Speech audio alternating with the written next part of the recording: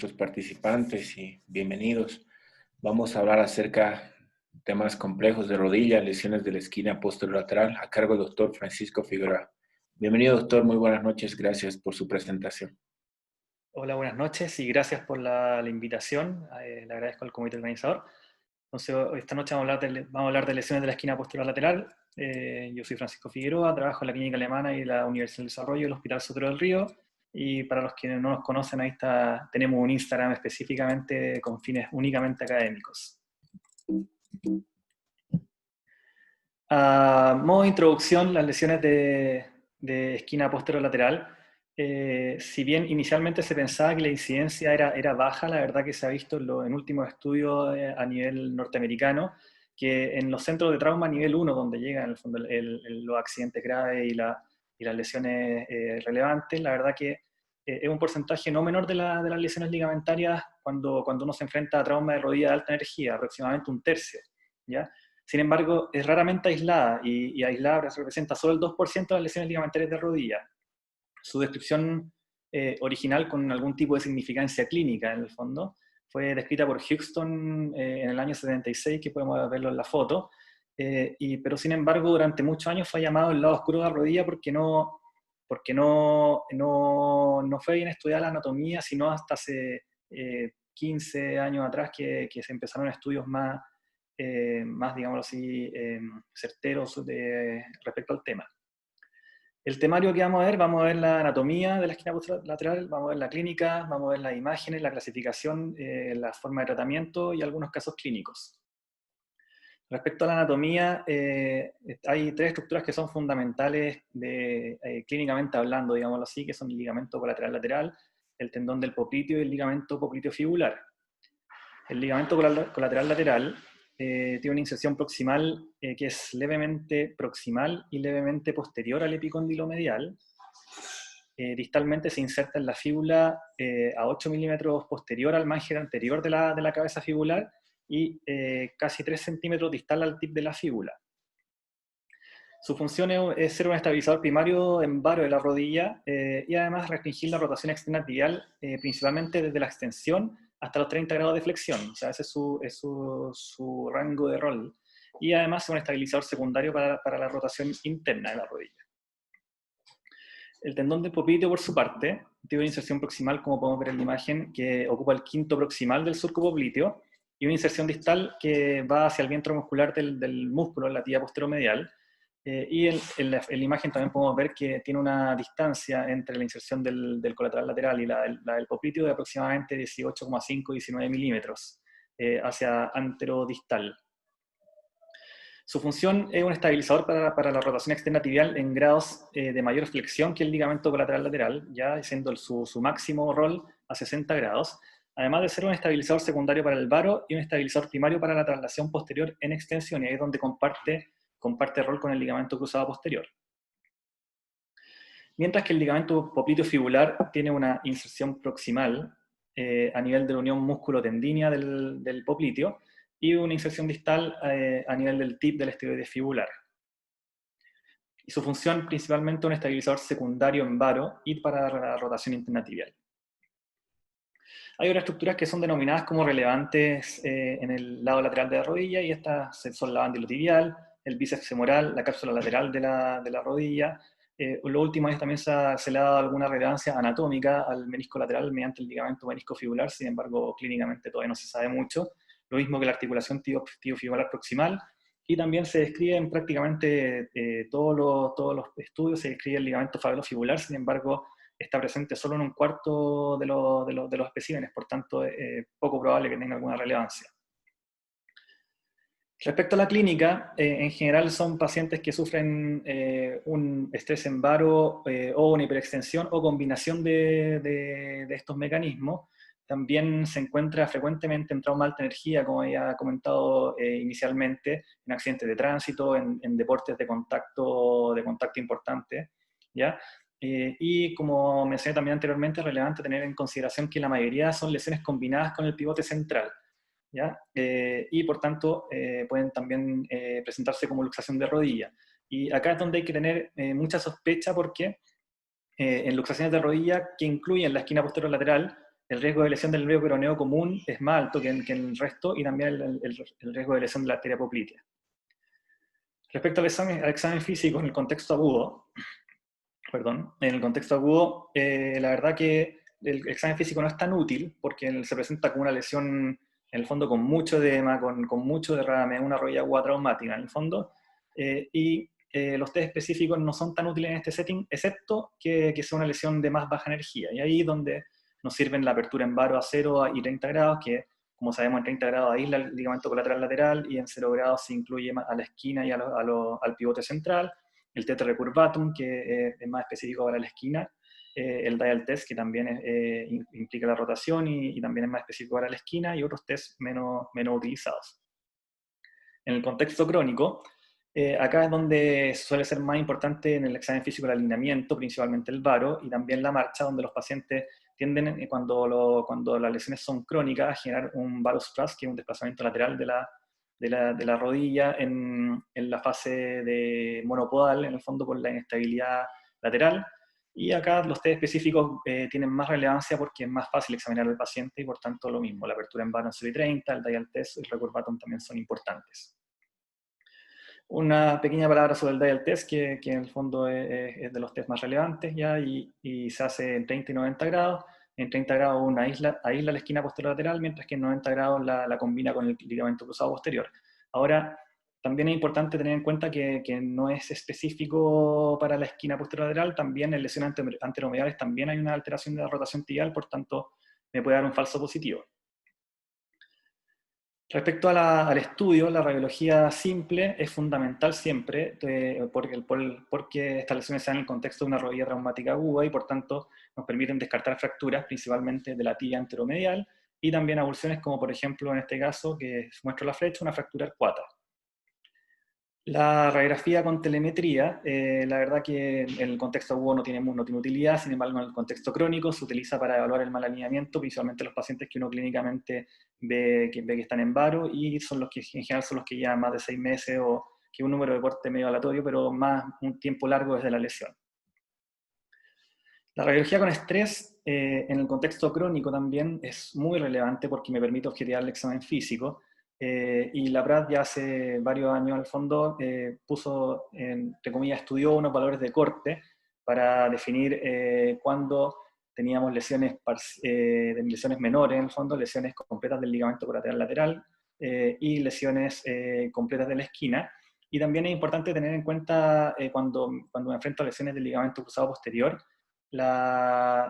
también tener en cuenta el desplazamiento posterior, porque también un desplazamiento posterior muy elevado también implica lesiones combinadas con esquina posterior lateral. Y aquí es bien relevante, y por eso está marcado en verde en el fondo, que es la forma en la cual se mide, ¿ya? Y la PRAD hizo otro estudio en el cual encontró que la forma más reproducible es medir todo el platillo lateral y buscar el punto medio para hacer la medición comparativa, ¿ya? Y eso es relevante porque uno normalmente uno lo mide uno mismo y tiende a caer en errores. La resonancia magnética es muy útil en la etapa aguda y subaguda, ¿ya? Principalmente los cortes coronales y los teos potenciados, que ahí muestra uno en la imagen.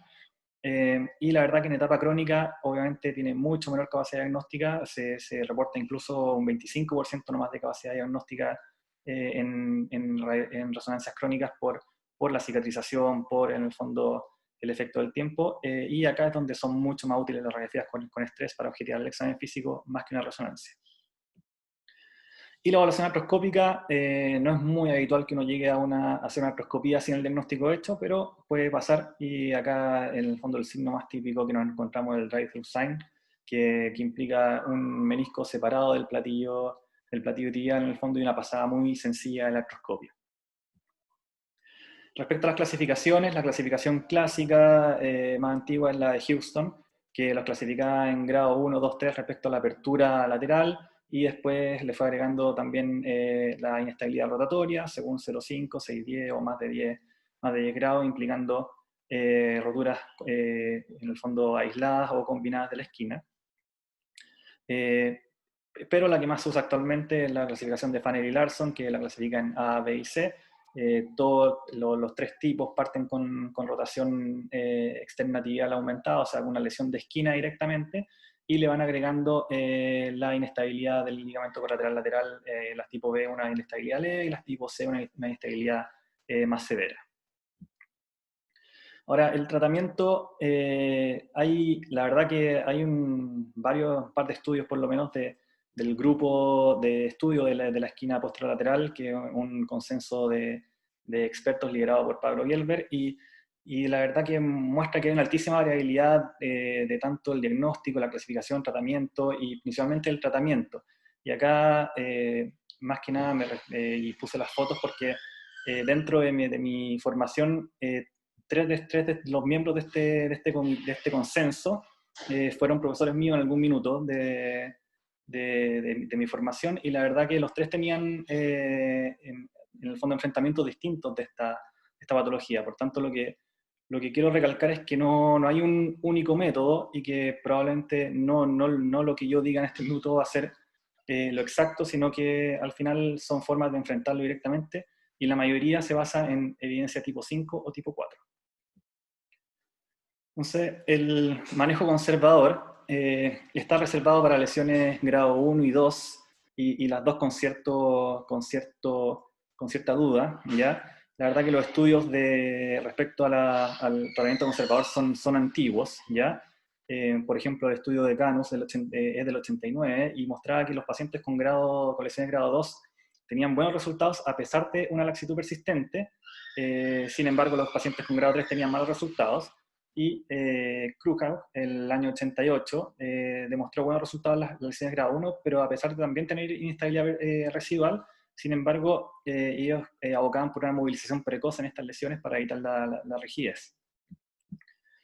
Mientras que el manejo quirúrgico se recomienda en lesiones grado 2 en pacientes con alta demanda deportiva, ya que la inestabilidad residual probablemente va a provocar algún problema.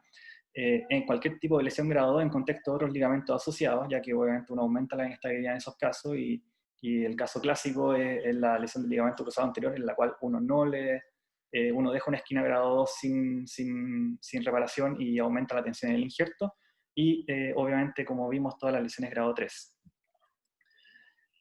Ya está más o menos claro que el ideal es operar en la etapa aguda, ya sea lo que sea que uno va a hacer, que sea en la etapa aguda, ojalá antes de las 3 o 4 semanas. Ya tampoco está definido exactamente cuál es el periodo agudo, pero se define más o menos como eso. Ahora, entre la pregunta de reparar y reconstruir, hay dos estudios que ya son denominados como clásicos, que es el de Stannard y el de Levy, que mostraban una falla preocupante para la reparación, de casi 40% respecto a la reconstrucción, donde falla entre el 8 y 9%, ¿ya? Sin embargo, los estudios hay que leerlos con cierta duda, porque ambos estudios implicaban protocolos de rehabilitación iguales para reconstrucciones que para reparaciones, y bastante agresivos. Por tanto, uno piensa, y solo por lógica, diría que una reparación uno tiene que protegerla, y por tanto generan cierta duda, al menos en el manejo. Por el otro lado, hay estudios más recientes que muestran que outcomes similares entre la reparación y reconstrucción en lesiones de esquina posterolateral asociadas al ligamento cruzado anterior.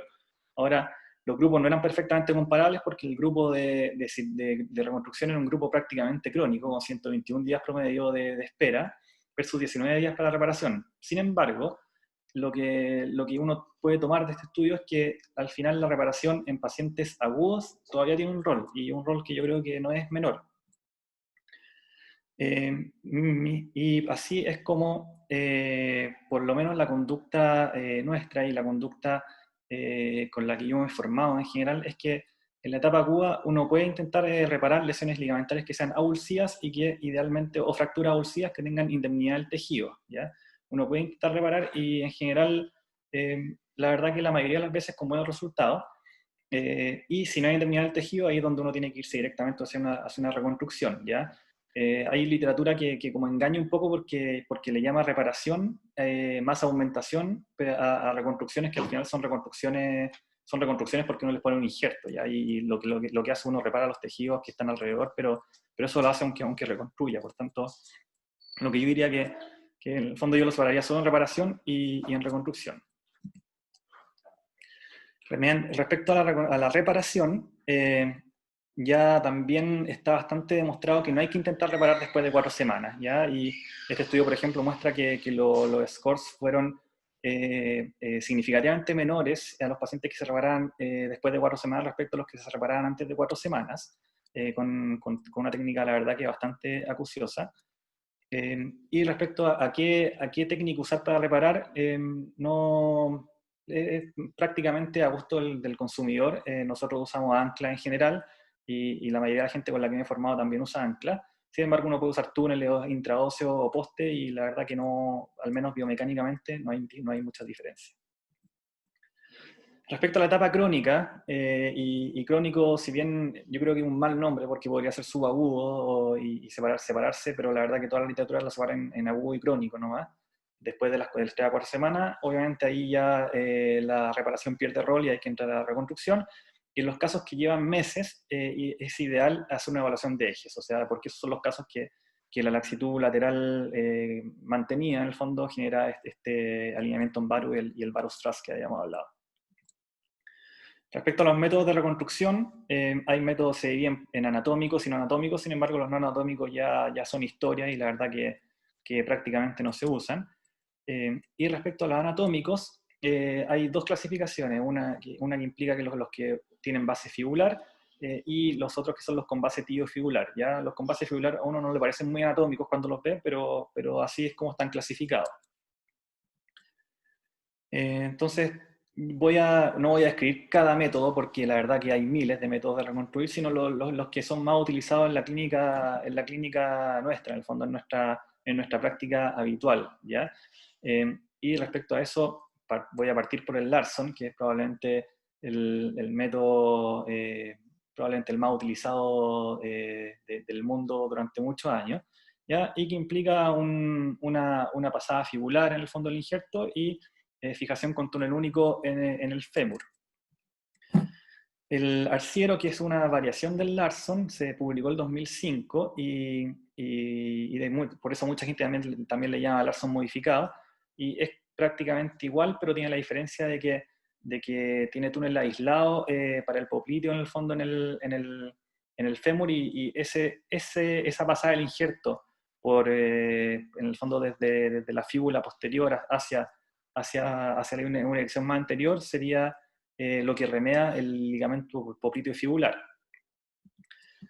Está la reconstrucción anatómica de la Pratt, que fue publicada prácticamente al mismo tiempo que el arciero, y la diferencia acá es que se basa, en el fondo, aparte del túnel fibular, tiene un túnel hecho en la tibia y es capaz de remediar los 3 ligamentos, el fibular colateral, el popliteo fibular y el tendón del popliteo. Y también, y lo recalco porque se usa bastante a nivel europeo, que es el bypass popliteo, ya que fue publicado hace mucho tiempo por Miller, lo que usan actualmente los europeos, en la figura que está a la derecha, usan una variación en la cual para las lesiones combinadas de esquina posterolateral más colateral lateral, hacen el bypass popliteo, que es una reconstrucción únicamente del popliteo directamente, y le agregan un Larson. Ahora, ¿cómo decido qué técnica usar? Y este es otro tema, ya que en el fondo no es fácil de definir qué técnica usar para cuál caso. Y este estudio, que es un estudio, opinión de expertos, entre comillas, hecha por 5 cirujanos alemanes que operaban entre todos aproximadamente por lo menos cerca de 30 lesiones de esquina posterolateral al año, crearon como trataron de estandarizar un poco el manejo, ¿ya? Y acá resumí un poco esto y también le puse un poco de cosecha propia, digámoslo así, ¿ya? Entonces, acá ellos definen que en las inestabilidades posterolaterales rotatorias aisladas, o sea, los pacientes con FANEL IA, o sea, solo con lesión de la esquina posterolateral, ellos definen que la reconstrucción ideal sería un bypass popliteo, ¿ya? En los pacientes con inestabilidad posterolateral rotatoria aislada, más una inestabilidad lateral D, o sea, un FANEL ID, ellos sugieren utilizar el arciero. En los pacientes con inestabilidad posterolateral rotatoria aislada, más una inestabilidad lateral severa, FANEL IC, ellos sugieren usar un LaPrade, ¿ya? la cirugía de combinación que hablé después del bypass popliteo con un Larsen. La verdad que en contexto de lesiones multigamentarias, ahí es muy controversial qué técnica usar y no hay definición. Y obviamente los pacientes que tienen varus trust, que son, como he dicho, los pacientes habitualmente de 6 meses o más tiempo desde la lesión, ahí lo que se pregona es una osteotomía, más o menos, en el fondo dependiendo más una reconstrucción de esquina posterolateral, que voy a hablar un poco después de la parte de osteotomía. Ahora, hay alguna técnica superior que otra, y la verdad que acá es donde quedan muchas dudas, porque a pesar de que uno ve, por ejemplo, la técnica de la Pratt mucho más detallada en el fondo, y probablemente uno piensa inmediatamente que sería mucho más estable y que tendría mejores resultados clínicos, la verdad que no hay evidencia tan clara. Y por ejemplo, este estudio de Robert Schank y Dan Washer, que son personas relevantes en el tema de las luxaciones de rodilla, no muestran diferencias significativas entre la resistencia al varo de ambas técnicas, ¿ya? Y acá recalco lo de resistencia al varo, porque en el fondo uno lo que piensa es que la Pratt, si bien tendría una resistencia al varo similar, tendría mejor control rotatorio, pero después voy a hablar un poco de eso también. Ahora, este grupo de Holanda tampoco mostró diferencias clínicas, examen físico ni radiografía de estrés, que tampoco miden estabilidad rotatoria exactamente, entre las técnicas de Larson y la Pratt, ¿ya? Y este grupo alemán del Dr. Froch, que también es una persona relevante en el contexto, muestra que el bypass popliteo más la reconstrucción del SL, que sería el Larson más el bypass popliteo, se tendría mejor control rotacional que una técnica de Larson. Por tanto, aquí sí tiene más lógica los resultados, ¿ya? Sin embargo, este estudio más reciente mostró que las técnicas de Larson y la Pratt tienen comportamiento biomecánico similar a la rotación externa tibial a distintos grados de flexión, y hay unas pequeñas diferencias al favor de la Pratt, pero no son muy relevantes, ¿ya? Y por tanto, lo último que destaco es este comentario editorial del doctor Schildhammer, que en el fondo lo que llama es a considerar si efectivamente lo bueno es enemigo perdón, lo mejor o lo perfecto es enemigo de lo bueno. Y acá es donde efectivamente él detalla varios estudios biomecánicos en el fondo y clínico, y se hace la pregunta, ¿es mejor en el fondo hacer una reconstrucción más anatómica, donde me tengo que enfrentar al nervio peroneo común como la de la Pratt, si voy a tener con una reconstrucción que puede ser menos anatómica y más sencilla, voy a tener resultados similares? Y probablemente ahí donde todavía cae el manto de duda.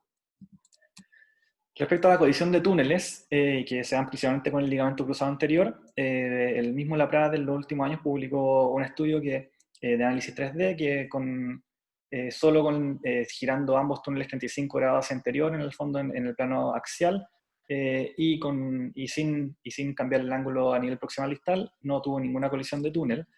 Lo que, si bien tiene correlación con el estudio de Helbert de hace varios años, en el plano axial, tiene algunas diferencias respecto al plano coronal, donde él recomienda el túnel del popliteo directamente, apuntarlo hacia proximal 30 grados, ¿ya? Y la verdad que, sumando todos los estudios del tema, yo lo que diría que es relevante acá es en el plano axial, girar siempre 30-35 grados anterior a ambos túneles, y en plano coronal dirigir levemente hacia proximal, al menos el túnel del popliteo. La verdad pero no es tan relevante como lo anterior, lo en el plano axial.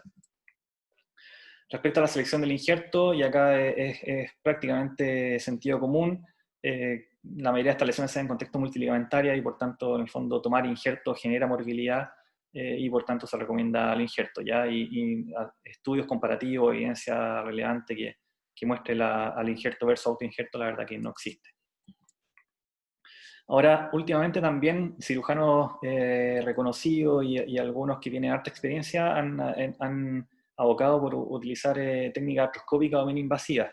Y ahí es donde el grupo del doctor Laprat también ha pegado un grito en el cielo, en el fondo, y con dos comentarios editoriales, la verdad que han llamado a, si uno no tiene una gran casuística, tratar de evitar estas reconstrucciones mini invasivas, porque la verdad que la anatomía acá es muy importante, y obviamente buscando a lo mejor una mejor cosmesis o menos riesgo de infección, que la verdad que no se da tanto, uno puede tener malos resultados por fallar en reconstruir lo que debe. Respecto a la osteotomía tibial valguisante, y como habíamos comentado previamente, se usa en casos crónicos con el eje en varo, y en los pacientes en general sostienen varus tras por la inestabilidad lateral persistente, y esto contraindica la cirugía ligamentaria pura. Ahora, la pregunta del millón es si hacer una reconstrucción de esquina posterolateral en el mismo tiempo en diferido, y la verdad que se puede hacer, pero el gold estándar es hacerlo en 2 tiempos, y lo que se ha demostrado es que si bien la mayoría, o hasta un 62%, requiere una reconstrucción en segundo tiempo de la esquina posterolateral por inestabilidad persistente, hay un porcentaje no menor, cerca del 40%, que no la requiere. Por tanto, uno podría evitarse un procedimiento de más, ¿sí? y probar, la verdad. Pero hay varios reportes que si uno quisiera hacer todo en un tiempo, también se puede, no es ningún pecado. Y por tanto, el mensaje para la casa, primero que no, es una lesión no tan infrecuente como se creía, y especialmente en los centros que reciben trauma de alta energía se da más frecuentemente, obviamente, que si uno trabaja solo en una consulta.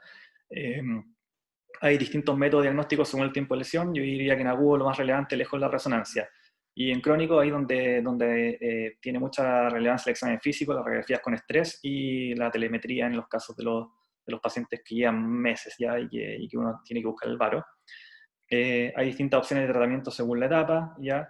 Y la verdad que no hay una receta absoluta, y lo último que destaco es que lo perfecto es enemigo de lo bueno, como dice el doctor Carl Schimmer.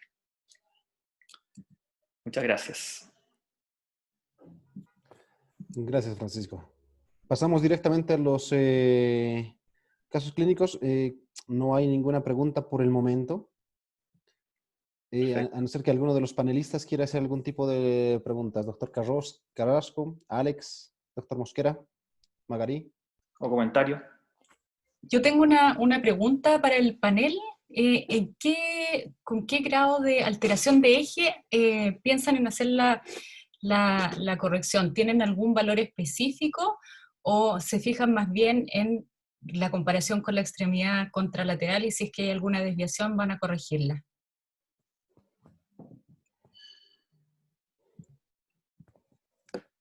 La pregunta más difícil de todas, Magali. Parece que partí con la difícil. Entonces, tú sabes, en la literatura no hay una medida, un ángulo. Y digamos que en el consenso, en todos los consensos que se hacen en las revisiones, lo que está aceptado es que haya un varus thrust, o sea, un varo dinámico. Digamos que en ese no hay duda de que hay que hacerlo, independiente del grado. La controversia está en hacerlo en un varo que no sea dinámico. Sin embargo, la tendencia en los últimos años es que así no haya varus thrust en un paciente crónico que tenga inestabilidad posterior y posterolateral, uno debe hacer la osteotomía primero. Pero no existe un grado. Y lo otro es, que es todavía aún más controversial, es si estamos autorizados en hacer una osteotomía en un caso agudo, en un paciente con un varo exagerado y que tiene una lesión grado 3 de la esquina posterolateral. También un varo constitucional en el fondo. Un varo, exactamente, el paciente tiene un varo constitucional exagerado, el paciente tiene una inestabilidad grado 3 y viene la duda porque en teoría cualquier reconstrucción con ese eje va a fallar con el tiempo. ¿Por qué no fallaría en un paciente cuando es agudo y se opere sin hacerle la osteotomía? Entonces, yo no tengo la respuesta tuya exacta. Desde mi punto, de mi experiencia, es que no, el varo, ninguna reconstrucción tolera bien el varo, ninguna, de la esquina posterolateral. Luego, yo soy más agresivo que la literatura. Si el paciente está en varo y yo le voy a hacer una reconstrucción a un paciente crónico, siempre le hago una osteotomía. Mis mejores casos han sido precedidos de una osteotomía. Sí, y Francisco tiene razón en lo que mostraba al final, que de repente hay pacientes en que uno, en el plan inicial de una lesión crónica, dice, voy a hacerle primero la osteotomía, luego voy a continuar con la reconstrucción, y la verdad es que los pacientes, hay un gran porcentaje que se sienten muy bien y refieren en el fondo mínima inestabilidad después solamente de la osteotomía. Así que yo creo que es algo muy importante a tener en consideración. Sí, especialmente el paciente mayor con baja expectativa, creo que es muy importante hacer lo que dice Francisco, en hacerlo en etapas, porque en mi experiencia, la mitad de los pacientes no quieren otra cirugía, no la necesitan porque los síntomas se les van. La gente joven que tiene este tipo de lesiones, que tiene unas expectativas diferentes y una actividad, terminan en cirugía, casi que el 100% de los pacientes. Muy bien. Para los panelistas y especialmente para Francisco, tengo unas preguntas acá que me llegan al WhatsApp y me preguntan si tengo un paciente con una lesión multiligamentaria, que tiene ligamento cruzado anterior, cruzado posterior y esquina posterolateral, y que es gente que no tiene mucha experiencia. ¿Cómo inicias tú? ¿Lo haces en un tiempo todo? ¿Recomiendas hacerlo en 2 tiempos, dependiendo del entrenamiento del cirujano? ¿Y cómo haces la fijación? ¿En qué grados de flexión fijas? En general, nosotros en el hospital, en la mayoría de los casos, y por una cosa de rehabilitación también, no hacemos todo en un tiempo. Tratamos de hacerla, o sea, hacemos siempre el cruzado posterior y agregamos la esquina. Entonces, por ejemplo, en ese caso, haría cruzado posterior y esquina posterior lateral en un tiempo y dejaría el cruzado anterior por un segundo tiempo porque primero me implica una rehabilitación distinta y en el hospital, por lo menos, el manejo kinésico no es muy increíble y por tanto tenemos un riesgo de elevado de artrofibrosis en esos pacientes. Por tanto, hay que intentar, ojalá después, cuando uno haga el ligamento cruzado anterior, hacerlo con la rehabilitación lo más acelerado posible, digámoslo así. ¿Ya? Respecto a los grados de fijación, depende de la técnica directamente, ¿ya? Pero uno trata de fijar en el fondo. Nosotros siempre, yo especialmente, la técnica que más me gusta es el arciero, o el Larson modificado, ¿ya? Y lo que hago, fijo la fíbula directamente, fijo el ligamento de la fíbula, y eso lo hago en 20 grados de flexión, ¿ya? 20 grados de flexión más obviamente un valgo, en el fondo, para cortarlo lo más posible. Y el ligamento el popliteo fibular directamente, ese lo fijo en 60 grados de flexión. Ya lo fijo en 60 grados de flexión. Y también igual le aplico un valgo y trato de aplicarle también rotación interna directamente ¿ya? Perfecto. ¿Alguien Perdón, hacía algo diferente? La pregunta que le hicieron fue, ¿qué pasa si tengo poca experiencia? ¿Cómo lo planifico? De partida, conocer perfectamente las técnicas. El problema de la experiencia, habitualmente uno se cae en la planificación de la cirugía, es decir, ¿cómo salgo de este problema cuando falle? Es decir, tener claro por ejemplo, el alo injerto no, lo posicioné mal, lo tuve que sacar, tener claras las opciones de otros autoinjertos que podría utilizar. No en todos lados está disponible, por ejemplo, los aloinjertos. Nosotros en el hospital afortunadamente lo tenemos hace pocos años, pero yo recuerdo unos 6, 7 años atrás operamos todo con autoinjertos y eran cirugías bastante más complejas y más cruentas por la toma de injertos y porque había que ingeniárselas para poder sacar, ojalá, todo de la misma rodilla. Sí, quería hacer un comentario sobre esa pregunta porque esta pregunta es muy diferente en el escenario agudo que en el escenario crónico. En el escenario agudo, pues es controversial porque hay hay escuelas que lo hacen en 2 tiempos precisamente para disminuir el tema del trauma quirúrgico. Hacen las esquinas primero y en un segundo tiempo hacen el tema de los cruzados. Sí, segundo tiempo que va entre 6 a 8 semanas. Las escuelas que manejan esto con frecuencia, que tienen estos casos, que tienen grupo quirúrgico, pues la tendencia hoy en día, en el caso agudo, es hacer todo al tiempo, utilizando, como lo dice Eduardo, más halos que autos, evitando, ¿cómo se llama?, mayor traumatismo. Hoy en día utilizamos muchas técnicas reparativas con aumentos, con suturas de alta tensión, que también es algo que está mostrando en la literatura que se está digamos, imponiendo. Y el otro tema es ya el escenario crónico. El escenario crónico sí no hay controversia, es decir, hoy en día se opera todo al tiempo, casi, en el crónico, con todo, como grupo quirúrgico, con autoinjertos, pues con halos, el que tenga disponibilidad, o con autos utilizando los de la pierna contralateral. Creo que es un error, en mi opinión, operar un caso crónico por pasos. Ese es mi punto de vista. ¿Por qué? Bueno, primero que todo, que en el tiempo, si uno va a hacer una esquina, un cruzado anterior y posterior y esquina posterolateral, el tiempo que quita el cruzado anterior en la cirugía, yo lo he medido, no es más de 15, 20 minutos. Y lo otro es que muchos pacientes de esto a veces son accidentes laborales, ese tipo de cosas.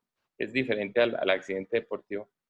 El paciente, uno no está seguro que siga en el control, y entonces una inestabilidad residual que va y termina dañando todo lo que uno ha hecho con gran esfuerzo. Entonces, un paciente que le hagamos un cruzado posterior y una esquina posterolateral y le dejamos el cruzado anterior sin hacer, pues estos pacientes puede que al principio vayan bien, se pierden y vuelven al año al consultorio y ya la inestabilidad residual en cualquiera de las direcciones daña lo que uno ha hecho. Entonces yo recomiendo hacerlo todo en un tiempo, aún si es un KD4, es decir, si tiene un tema medial. Lo que sí creo que el mensaje en la pregunta es muy importante decirlo, estas son cirugías en las cuales la persona tiene que ir acompañada. Si no tiene mucha experiencia, acompañarse de una persona con experiencia, porque pues estas son cirugías complejas. Una complicación de una lesión atrás de los vasos, una complicación del nervio, pues es algo que nadie quiere. Entonces, creo que, digamos que esa es mi tendencia. Yo trato de resolver todo de una. Perfecto, gracias. Hay una pregunta interesante. ¿Cuáles injertos son los que recomiendan para hacer la preparación y en qué diámetros lo preparan? Directamente para la esquina, la verdad que el injerto a utilizar no es tan importante, ¿ya? O sea, uno puede utilizar cualquier injerto prácticamente.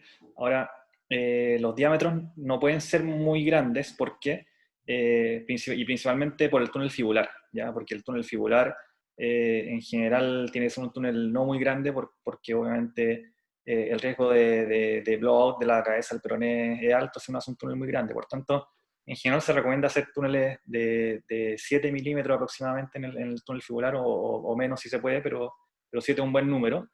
Y obviamente también mientras más grandes los túneles, más posibilidad tengo de colisionar también con el cruzado anterior en contexto multiligamentaria, ¿ya? Yo prefiero injertos blandos, porque en el fondo me es más fácil manejar el diámetro que con un injerto con tarugo óseo para una esquina posterolateral. Gracias. Alex, una pregunta. En el caso de que no se cuenten con aloinjertos, ¿tú cómo recomiendas hacer la secuencia? ¿Qué ligamentos utilizarías de la misma persona para hacer la reparación de un cruzado anterior, un cruzado posterior y la esquina posterolateral? Hola, bueno, eso ya es otro animal, en el fondo ya es una luxación de rodilla. Personalmente, para la esquina posterolateral, cuando hay compromiso solamente del cruzado anterior, prefiero usar el semitendinoso gracilis, autoinjerto, ese es mi gold standard. Pero si ya tenemos una luxación con pérdida del pivote, entonces indudablemente que es una rodilla muy golpeada y prefiero usar aloinjerto para todos los ligamentos. Y en ese En el caso de no caso... contar, si no ¿Perdón? cuentas con aloinjertos, ¿cómo solucionarías? Sí, si no tuviera el injerto, usaría semitendinoso gracilis para la esquina posterolateral, HTH probablemente para ligamento cruzado posterior, y podría usar un contralateral, o si no, es que no me ha tocado nunca, porque siempre pido por lo menos un halo, pero si no podría ser un cuadricipital de partes blandas para el cruzado anterior. Pero en el fondo es harta agresión, o sea, yo cuando no tengo muchos recursos, si tengo recursos, al injerto para todo, en ese contexto, pero si no tuviera, me trataría de conseguir por lo menos un tendón de Aquiles, y el tendón de Aquiles, por último, puede hacer un split y te puede servir, por ejemplo, para un cruzado y la esquina, o para los dos cruzados incluso. Perfecto. ¿Alguien tiene algún tipo de experiencia con eso? Sí, en mi caso, en la mayoría de mi experiencia es con autos del otro lado, o sea, los 4 hamstring, donde yo opero este tipo de patología no es en Bogotá, y la obtención de los halos no es tan fácil. En Bogotá sí uno lo puedes hacer todo con halos. Yo tengo siempre mi preocupación en hacer cirugía intraarticular con haloinjertos en gente joven. Entonces yo, en esos casos donde tenga la opción de ambos, prefiero para lo intraarticular los autos del paciente, y para los extraarticular sí utilizar halos. Pero contado mi experiencia, es el menos del 5% de lo que yo hago en inestabilidad multiligamentaria tiene halo. El 95%, si no es más, todo está usando los 4 hamstring. Hoy en día, entonces yo, por ejemplo, porque cuando usted ve la técnica, el doctor Laprael utiliza halos con 9 milímetros del ancho para la esquina, orificios de 9, como lo dice Francisco. Esos van sin abuelchos, sin temor. Yo tengo ya una regla, y entonces utilizo para la esquina posterolateral, puedo usar, si es un paciente que me han salido bien los gráciles, utilizo los 2 gráciles. Siempre los refuerzo con sutura de alta tensión, siempre. Y para el cruzado posterior y cruzado anterior, cada semitendinoso. Trato de hacer injertos cortos para que me den bastante diámetro en el tejido. Y desde el año pasado estoy agregándole a la cirugía multiligamentaria los tapes con una fijación independiente. Yo hasta ahora no puedo mostrar mis resultados, pero por lo menos lo que hay escrito es que los resultados son alentadores. Lo importante es separar la fijación. Entonces, si uno lo está haciendo con el posterior, la fijación, o de la anterior, la fijación del tape sea independiente para que no compita la cinta con el injerto. Perfecto. Dentro de las alternativas que hay de autoinjerto, pensando que no hay ni una posibilidad de haloinjerto, hay varias, en el fondo, alternativas, pero por ejemplo, se pueden utilizar en el fondo los injertos libres para el cruzado posterior, tratando de ahorrar un poco para lograr un buen diámetro con técnicas, por ejemplo, all inside. Dentro de los otros injertos que se pueden utilizar es el del tendón cuadricipital, que ahí uno puede cosechar un buen injerto, y obviamente la idea es que si es una lesión con múltiples ligamentos comprometidos, yo creo que no es una mala idea ir a cosechar injertos de la rodilla contralateral. En nuestra práctica, en el hospital, hace un par de años, teníamos que hacer básicamente autoinjerto. Ahora hemos tenido la posibilidad de tener haloinjerto, lo que facilita bastante el tiempo de toma de injerto, que en estas cirugías uno quiere que sean en el fondo lo más cortas posible, así que en la actualidad usamos básicamente los injertos, pero si no hay posibilidad están esas otras alternativas. Un poco respondiendo a la pregunta de si es alguien que está iniciándose con cirugía de lesiones multiligamentarias o de la esquina, yo creo que lo importante que dijo Manuel es ojalá tener a alguien que lo pueda apoyar a uno, si es que uno no tiene ninguna experiencia, obviamente prepararse y tener todas las alternativas en mente, un plan A, un plan B y un plan C, cosa de llegar lo más preparados posible y en el fondo partir cirugías de este tipo sin ninguna experiencia, probablemente el riesgo de complicaciones sean mayores. Sí. Nosotros acá en Bolivia tenemos un doctor, un amigo nuestro, que cuando tiene este tipo de problemas, que no pueda contar con algo injertos, utiliza el peroneo breve, entonces, del mismo paciente. Entonces, él ha mostrado relativos buenos resultados con este tipo de toma de injertos. Lamentablemente no se conectó para poderle preguntar. Pero siguiendo con las preguntas, eh, en el caso de una osteotomía por varo dinámico o no dinámico, ¿a qué eje lo llevan? ¿Lo tratan de llegar a un eje neutro? Y la recomendación acá es neutro, o sea, porque en el fondo no es artrosis, digámoslo así, ¿ya? Por tanto, la recomendación es neutro y también si en general estas lesiones muchas veces, la mayoría de veces son combinadas con cruzado posterior, o sea, esa es la... Y si son combinadas también tratar de aumentar un poco el slope en el fondo, dentro de lo posible, ¿ya? Mm, Siempre que no tenga lesión de cruzado anterior también, obviamente, sí. pero el eje coronal neutro. No Perfecto. llevarlo a varo porque lo más probable es que va a presentar una sobrecarga medial con desgaste del compartimento. No es recomendado. Idealmente neutro, como dice Francisco. Perfecto. En esta parte de la corrección de la osteotomía, también se ha escrito mucho y digamos que el grupo de Lovenhoff eh, tiene unas guías. Aquí es muy importante tener en cuenta que cuando un paciente tiene, por ejemplo, un varo con una apertura, o sea, un doble varo o un triple varo, en donde el ángulo de congruencia articular está abierto hacia lateral, ¿sí? Está aumentado.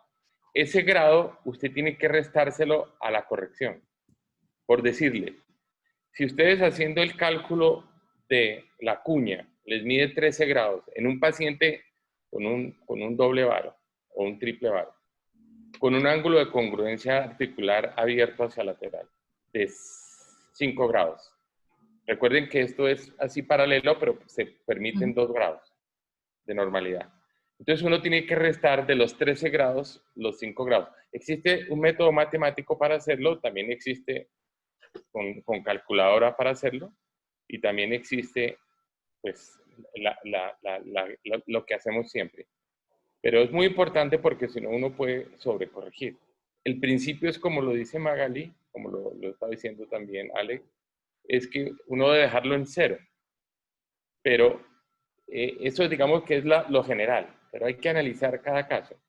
En mi experiencia, cuando los pacientes son pacientes jóvenes, a los cuales van a necesitar un segundo paso, y esas personas tienen expectativas ¿cómo se llama?, de deporte, es mejor dejarlos en el neutro, o sea, en el cero. Pero cuando los pacientes son mayores y uno está pensando en que va a hacer una sola cirugía, es mejor aumentar un poquito el valgo. Porque el hecho de aumentar el valgo y pasar de una rodilla de varo a valgo, ya le mejora la marcha y prácticamente que los síntomas terminan abuliéndose. Entonces yo me fijo mucho en esas, digamos, en esas cosas, en el ángulo de congruencia articular y en las expectativas del paciente y todo. Ahora, si el paciente por si acaso tiene algún grado de artrosis, pues entonces con más razón uno se va un poquito a la parte lateral. Perfecto. Una de las preguntas es, ¿cómo manejan el posoperatorio? ¿Usan inmovilización? ¿En qué tipo de férulas utilizan? ¿Férulas ROM? ¿En qué ángulo lo bloquean? ¿Y cuándo permiten la carga? Eduardo. Bueno, digamos que todo es que todos estos temas son muy controversiales, ¿no? El tema, por ejemplo, de la rehabilitación también. Casi que la conducta hasta hace muy poco era ser muy lentos, no solo en la movilidad, sino en el apoyo.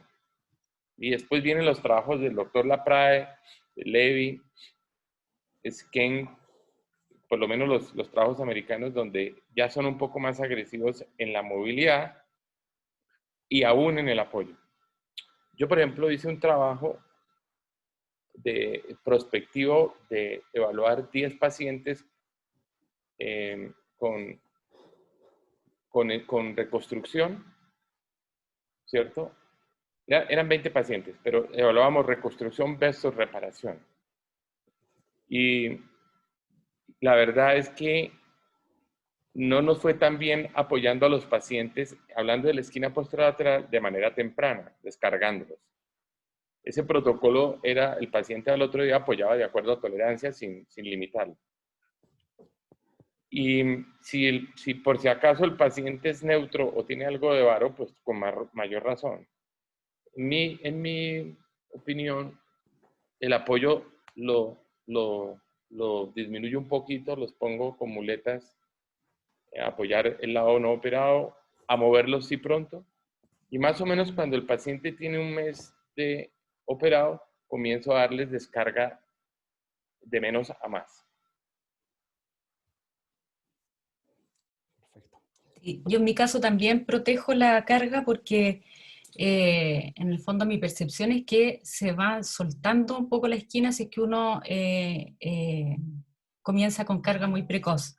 Respecto a si utilizo algún tipo de brace o inmovilización, en general, si es una lesión aislada de la esquina, uso una rodillera ROM de estas que se pueden mantener en extensión y después desbloquear. Si es un paciente que aparte tiene alguna lesión ligamentaria, como por ejemplo el ligamento cruzado posterior, al menos en la clínica donde tenemos recursos, utilizo un brace específico para ligamento cruzado posterior, que además es muy estable medio lateral. Y eso en el fondo lo uso de rutina.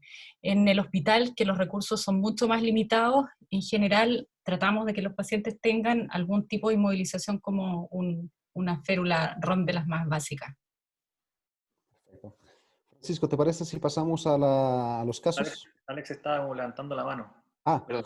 Que yo tengo un enfoque un poco Alex. distinto. Hola, un enfoque un poco distinto en el sentido de que a mí me toca lidiar harto con deportistas, entonces trato de personalizarlo para el deportista. Entonces, si tengo un paciente con mucho peso o que es muy laxo o laxa, prefiero diferirles un poquito más la carga y bueno, siempre les protejo con una férula ROM, como decía Magali.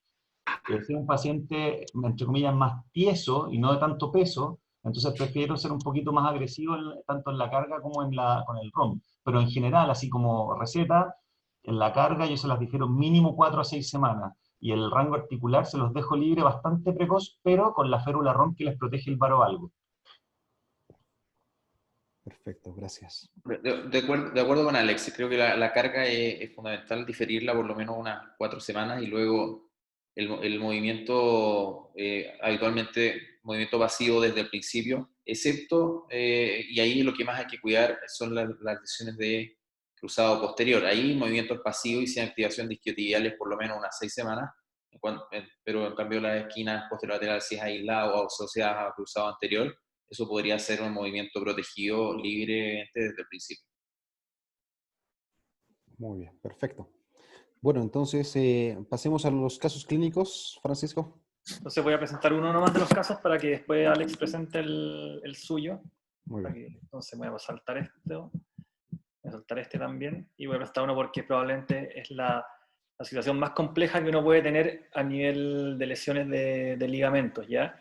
Entonces, esta es una paciente de 21 años, de sexo femenino, que tuvo una caída en moto, tuvo una lesión de su rodilla derecha por la caída en moto, neurológicamente tenía un examen físico conservado, y a todos los pacientes con lesiones graves multiligamentarias de rodilla, en general en el hospital se le hace un angiotac, que en este caso no tenía lesión arterial, ¿ya?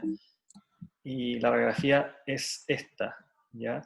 Entonces, si alguien quiere comentar directamente sobre la radiografía y en el fondo, por lo menos, o sea, lo que se ve una luxación posterolateral, ¿cierto? Con una fractura de platillo tibial que si uno la clasificara sería una Chasker 4 y además un fragmento óseo bien grande que está ahí en el lado medial. La pregunta respecto a esto es, para el manejo. Primero, ¿uno le haría algún estudio extra inmediatamente, o sea, con la rodilla así luxada, o pasaría inmediatamente a algún tipo de manejo, algún tipo de tratamiento? Alex, por ejemplo. A ver. sea, esta lesión, bueno, es una lesión combinada, una luxofractura, pero, y de este tipo de lesión, de hecho, son las que tienen más riesgo de lesión neurovascular asociada. Entonces, eso sería mi primera preocupación, asegurarme de que no tenga una lesión neurovascular asociada. Con el examen físico, muchas veces pedimos angiotac si es que lo tenemos disponible, pero si por lo menos, si no, con un índice de tobillo-brazo.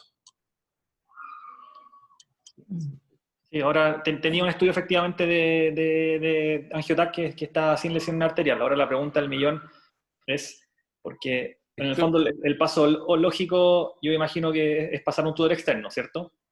Claro. Ahí, en el fondo, Pero mi pregunta es, ¿lo mandaría a resonancia? Porque uno ya sabe que probablemente tiene varias lesiones ligamentarias. Ahora la pregunta es, ¿lo mandaría a resonancia antes de una resonancia de urgencia, por ejemplo, o un escáner de urgencia? Sí, en mi opinión va a depender mucho del centro donde tú estés y qué tan factible es que en el fondo te puedan hacer un examen rápido. Lo otro tiene que ver un poco con los recursos. Una opción es poner, por ejemplo, un tutor externo de fibra de carbono, que igual tú puedes resonar a tu paciente y eso en el fondo te da una seguridad de que no vayas a tener ningún compromiso neurovascular. Si en el fondo la resonancia se va a demorar 2, 3 días, que es muchas veces la realidad de un hospital público de Chile, yo creo que no hay que esperar ese tiempo y hay que poner un tutor externo de urgencia. Alex. Yo personalmente, porque acá tenéis dos problemas, tenéis una fractura y tenéis una lesión de múltiples ligamentos probablemente. Entonces, y de todas formas no le vamos a dar una resolución simultánea a todo, por lo menos yo no lo haría. Entonces, en ese sentido, yo creo que sí, daría una estabilización transitoria con un fijador, planificar la osteosíntesis. No me estresaría tanto si no tengo acceso a la resonancia, la verdad. Y una vez que haga la osteosíntesis, incluso en pabellón, bajo anestesia, se puede evaluar clínicamente si hay alguna alteración de estabilidad significativa, que probablemente la va a haber. Y después vamos a planificar la reconstrucción que corresponda con calma. Entonces, ahí tengo tiempo. La otra opción es que, claro, en el fondo el problema es si le pones las placas, después vas a tener mucha interferencia en tu resonancia. Entonces, ahí otra opción es poner el tutor, si es que no se cuentan con tutores de fibra de carbono, esperar en el fondo que baje la inflamación, contener un poco esta rodilla, y lo que uno puede hacer es un pin holiday, de sacar en el fondo el tutor con una sedación y mandar al paciente muy vigilado en el fondo al resonador, que esa es otra opción si es que los recursos no son en el fondo tan importantes. Pero como dice Alex, yo estoy de acuerdo, aquí hay que tratar la fractura, estabilizarla, y la parte ligamentaria, por último, después uno la puede evaluar de otras formas, como por ejemplo examen físico bajo anestesia, radiografía con estrés. Sí, yo quisiera también dar esta opinión. En el KD5, pues obviamente la prioridad la tienen las fracturas. Entonces, como dice Magali, como lo ha dicho Alex, la fijación es muy importante. Quizás yo aquí pediría un TAC, que es un examen que está disponible en los hospitales, para mirar muy bien, porque es una fractura compleja, porque es una fractura en donde seguramente hay pérdida ósea. Obviamente estas son lesiones que se acompañan de grandes lesiones ligamentarias, en este caso posterolaterales, seguramente también tiene los cruzados, etc. Pero todo eso puede esperar. Entonces la duda que uno tendría es si a un paciente de estos, si bajo anestesia esto no reduce, digámoslo, porque estamos en un hospital donde no está la persona, no reduce, pues la única opción que uno tiene es ponerle un tutor al paciente y mantenerlo bajo esta reducción, tratando de hacer la mejor acomodación de los fragmentos. Y en una fase, digamos, rápida, ojalá si uno puede tener un tutor articulado mucho mejor. Y en una fase rápida, pues resolver el tema de las osteosíntesis y de las avulsiones, digámoslo así. Y si uno tiene la posibilidad de hacerle algo lateral, como en este caso seguramente tiene posterolateral, a ver si en las primeras 3 semanas podemos hacer algo en la esquina. Y dejaría los cruzados para una opción posterior. una pregunta del doctor Nicolás Zanoli. Se refiere, si se realiza osteosíntesis en el primer tiempo y no se estabiliza la rodilla, ¿debe quedar con algún tutor externo hasta la segunda cirugía o no? Dile que la vamos a responder después, porque es parte de la Es historia. así. Ahora, hay una cosa en esta imagen en particular que no es lo habitual en estas lesiones, y es que tiene ese como avulsión medial. No sé si es una imagen prestada por la eso, o es No, no es como prestada. casi como un... ¿Ah? No es prestada. De ahí voy a mostrar qué es, pero no es prestada. Es como un, ¿cómo se llama? Un reverso, ay, ¿cómo se llama la Sí, avulsión lateral? es que un principio básico en el tratamiento de estas luxofracturas es la estabilidad. No, Entonces, de ahí si, voy a no- mostrar si- también el si fragmento. estas son lesiones muy inestables, toca fijarlas, mantenerlas con un tutor externo. Esa es la conducta. Es que si tiene una avulsión ahí, sería adecuado también al hacer la osteosíntesis, a lo mejor Claro, fijarle todo esa lo que avulsión. sea avulsión, fractura interarticular, pues eso es lo prioritario. Pero Y ahí obviamente la De, reducción. de todas formas, si la fractura no está reducida, es un factor adicional de la inestabilidad. Entonces, Sí. lo importante es reducir la fractura, dejarla armada, y en una de esas, con solo ese hecho, uno logra ya una estabilidad que es posible, por ejemplo, contener con un brace. Entonces, nosotros en la urgencia tenemos residentes o que son en el fondo becados en formación, ¿ya? O trabajadores generales, ya no tenemos especialistas en general. Algunos sí, pero de rodilla por lo menos no, en ese momento no había ni uno. Y le puso un tutor externo, decidió porque, por el fondo por la fractura y por el nivel de energía. Y le quedó así. O sea, en el fondo, él al principio encontró que le había quedado bien en radioscopía, pero al día siguiente le tomamos la radiografía control y estaba así. ¿Ya? Y el mismo residente nos dijo, oh, perdón, no, es que me quedó mal. Y volvió a entrar a pabellón, ¿ya? Lo reposicionó y le quedó igual. ¿Ya? Se sintió mal. Es que ahí una de las cosas que uno siempre tiene que pensar es en la interposición de tejido, ¿sí? ¿Por qué no reduce algo? ¿Sí? Ahí está el Entonces, fragmento, ¿cierto? hay que pensar en eso. Quizás la resonancia inicial, si uno tiene la opción de la resonancia, pues es algo que ayuda mucho.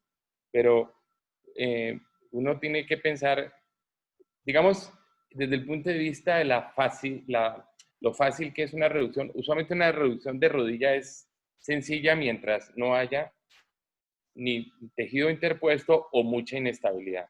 ¿Sí? De reducir no es tan difícil, mantener viene siendo lo complejo. Aquí uno lo que ve es la fractura del platillo tibial medial, que es más una fractura del platillo tibial medial, ¿sí? Que esa es una fractura que está asociada siempre a lesiones de la esquina posterolateral, subluxada a la articulación, ¿sí? Medial uno ve ese fragmento que notaba Alex como diferente. Pues esto hay que soltarlo y ser más agresivo en el tema de la reducción. Probablemente antes que una resonancia, quizás el TAC para primero definir Sí, la fractura y ver TAC, si eso era lo primero. es de entrada y buscar el lugar de arrancamiento de esa avulsión. Como dice el doctor Quiera, evidentemente en este caso lo más probable es que tenga una interposición de partes blandas y eso es lo que signifique tener que hacer una reducción abierta y no solo con un tutor. Bueno, ahí está el escáner y ahí se ve el fragmento. Y para sorpresa, ese fragmento viene desde posterolateral. O sea, en el fondo no, desde posterolateral, desde el cruzado posterior. Es una posterolateral del platillo, digamos así. Es un fragmento que ya les voy a comentar como un spoiler, pero el fragmento contenía el cruzado posterior y la raíz lateral, la raíz posterior del menisco lateral. ¿Ya? Y el fragmento estaba ahí, o sea, había llegado hasta ahí se había trasladado, en el fondo, y obviamente estaba bloqueando la reducción. ¿Ya? Entonces, nosotros ya ahí tomamos al paciente y decidimos, lo primero obviamente era preocuparse del hueso. ¿Ya? Ahora, en ese momento yo no sé si fue un error o no, la verdad todavía tengo mis dudas, y planificamos eventualmente mantener el tutor externo pensando en que a lo mejor era muy inestable. En el fondo lo que hicimos fue que retiramos las barras del tutor, ¿ya? En ese momento no teníamos, el resonador estaba malo, estuvo malo todo ese mes, me acuerdo, y por tanto, no, a pesar de que el tutor era con fibra de carbono, no pudimos hacerle resonancia antes de la cirugía. Y lo que decidimos, dijimos, puede que sea muy inestable, así que puede que necesitemos el tutor, por tanto sacamos las barras nomás, dejamos los chans del tutor, y por tanto, por esa razón tuvimos que operar en supino, ¿ya? Porque si eventualmente no hubiésemos dejado el tutor, hubiésemos operado en prono, y en general eso es lo que hacemos habitualmente con fracturas que incluyen fijaciones donde uno tiene que llegar muy a posterior, ¿ya? En este caso operamos en supino, y operando en supino logramos reducir bien el platillo medial, pero el fragmento posterior, si bien logramos ponerlo atrás por lo menos, nos quedó rotado y nos quedó levantado, ¿ya? O sea, no nos quedó en la posición adecuada. Y mantuvimos el tutor como habíamos comentado antes. Y logramos Lo otro que veo, perdóname Francisco, es que si uno se da cuenta, la articulación no hay una congruencia. Es muy probable que el platillo, tampoco el medial, haya recuperado su altura. Eso, digamos, como un juicio ahí a priori, ¿sí? Perfecto. Creo que, obviamente, cuando uno analiza los casos retrospectivamente, todo es muy fácil, ¿sí? Pero yo, de entrada, cuando yo vi ya el TAC, no hubiera tenido duda en que ese paciente había que, digamos, exponerlo por detrás. Sí, no, sí probablemente fue pensando en el tutor externo, y la verdad que después cuando vimos esto, en el fondo vimos cómo quedó, la verdad que dijimos efectivamente deberíamos entrar por atrás directamente. Entra uno por atrás, fija el posterior, que eso le da mucha estabilidad, aparte tienen buen resultado, y después voltea uno a hacer las demás cosas. Efectivamente. Y acá hay un ancla porque aprovechamos de reparar el ligamento medial que estaba avulsionado, ¿ya? Entonces ese fragmento posterior no estaba bien reducido en el fondo, ya está rotado. Y aparte con minuto. Sí. Y por tanto, ya había tenido, creo que 3-4 días, había tenido 3 cirugías, 2 para reposicionar el tutor y esa. Y por tanto decidimos que íbamos a dejar el tutor por un par de semanas para estabilizar un poco. Y después de eso íbamos a entrar de nuevo, ¿ya? Y entramos. Francisco, una pregunta previa. ¿El estado de las partes blandas daba como para que hagas la osteosíntesis o esperaste unos días hasta que baje la inflamación? O sea, es que en el fondo necesitábamos reducir, por tanto, ahora el estado de parte blanda era bueno, ya no teníamos malas partes blandas, así que pudimos hacer la fijación sin problema. Entonces, en ese minuto le hicimos la artroscopía, ya, y sacamos el tutor completamente, le hicimos la artroscopía y vimos que efectivamente tenía una apertura lateral relevante. La pregunta del doctor es bien relevante porque esta es una luxación que hay que reducir abierta.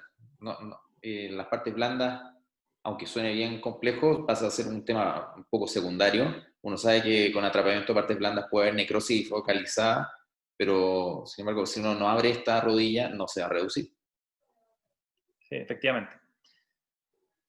Bueno, en este caso, ahí entramos por atrás directamente y logramos reducir el fragmento y generar una mejor fijación, y aprovechamos la instancia que teníamos la apertura lateral y le hicimos una reconstrucción anatómica, un tipo Laprat directamente, ya en el lado lateral. Y consideramos en ese minuto que con el cruzado posterior en el fondo, más el ancla medial que teníamos, que en ese momento estaba firme, y la reconstrucción lateral, estábamos listos, ¿ya? Sin embargo, a los 4 meses consolidó el platillo medial. Sin embargo, posterior, la verdad que perdió completamente la estabilidad. O sea, en el fondo la fijación del fragmento no fue suficiente. Probablemente tenía algún daño también del ligamento cruzado posterior que nunca pudimos evaluar en la resonancia porque no tuvimos. Y además se generó una estabilidad medial asociada, ¿ya? Y por suerte la esquina posterior de la lateral resistió el embate. Por tanto, a ese minuto lo operamos por atrás porque teníamos que sacar principalmente ese tornillo que estaba puesto desde atrás, ¿ya? Y por tanto era imposible sacarlo en supino, y la verdad que nos molestaba para hacer una reconstrucción. y le hicimos una reconstrucción de cruzado posterior inlay, aprovechando que estábamos ya desde atrás, y aprovechamos de reconstruir la esquina posteromedial en el mismo intertanto, ¿ya? Y si se nota ya, se nota que el hueso ya está bastante blando, en el fondo eso es típico de la descarga del platillo. En el fondo era un momento que tuvimos que ponerle muchos tipos de fijación para lograr que estuviera estable, ¿ya? Y la paciente actualmente ya está en rehabilitación de esto, ¿ya? Y la verdad que se encuentra bastante bien, está ya con rango prácticamente normal y estable hasta el momento. Qué bueno. Se pudo resolver bien, al final. Sí, pero en el fondo la lección de este caso, uno, que probablemente haya que entrar por atrás. Segundo, que ya la oportunidad de reducción con tutor, si es que es probablemente una nomás, o sea, no hay que, o sea, yo encuentro que fue un error dejar que el mismo residente tratara varias veces de reposicionar el tutor sin abrir, ¿ya? Y de verdad eso. ¿Algún comentario extra? Hicieron una pregunta ahí que yo creo que es bueno aclarar, que si en el fondo en un primer momento cuando se hace osteosíntesis se ayudaría para el diagnóstico, yo me imagino como de la parte ligamentaria, hacer una artroscopía. Yo creo que en estos casos no es muy buena idea porque hay un gran compromiso de partes blandas. Yo creo que en el fondo esta pregunta fue hecha antes de toda la discusión, pero como para aclarar un poco, ahí la artroscopía en general pudiera, en el fondo en estas partes blandas que están medias críticas, generar un problema mayor. Alex. Es que me tocó justo un caso así, y le metí el artroscopio. A bajo flujo. Con bombas y de bajo flujo. Mira, a los 7 minutos tenía la pantorrilla súper tensa, así que alcancé a hacer la diagnóstica y me salí cagado susto, esa es la verdad. Pero la verdad es que me sirvió para planificar lo que vino después. La pregunta es, si se subluxa semedial postfijación, ¿qué conducta tenemos que...? ¿Cómo? Si se subluxa a medial después de la fijación, ¿qué conducta tenemos que seguir? ¿De cuál fijación? ¿Es que de la primera vez? No dice la pregunta. Tiene que ser de la osteosíntesis, me imagino, que es un poco lo que discutimos antes respecto a que en el fondo, solucionando la parte ósea, es que hay un tema. Suficiente. En un caso de estos, el objetivo es fijar las fracturas interarticulares y las avulsiones. Pero si después de haber hecho la fijación hay inestabilidad, quiere decir que el compromiso ligamentario es tan severo, entonces uno tiene que estabilizarlo con un tutor externo. Es mucho mejor utilizar un tutor externo articulado para que el paciente pueda mover. Y después de un mes, 3 semanas, un mes, retirar el tutor y pensar en hacer reconstrucción. Usualmente, estos pacientes uno difiere muchísimo la reconstrucción ligamentaria porque las placas no le permiten a uno hacer una buena cirugía ligamentaria. Pero lo que uno busca en ese mes es que se estabilice por cicatrización colateral la articulación. Y lo que uno hace es recuperarle la movilidad con el tiempo a los pacientes y en un segundo tiempo retirar las placas y en un tercer tiempo hacerle la parte de reconstrucción ligamentaria. Pero el principio de todo esto es la reducción, o sea, en una luxofractura hay que reducir la luxación y estabilizar los fragmentos para darle, digamos, para asegurarle a ese paciente una buena evolución. Okay. Alex, ¿quieres presentar tu caso?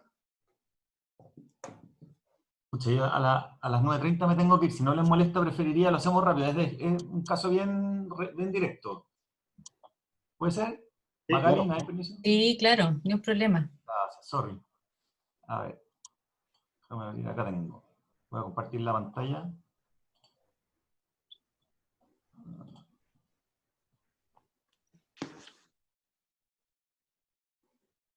¿Sí?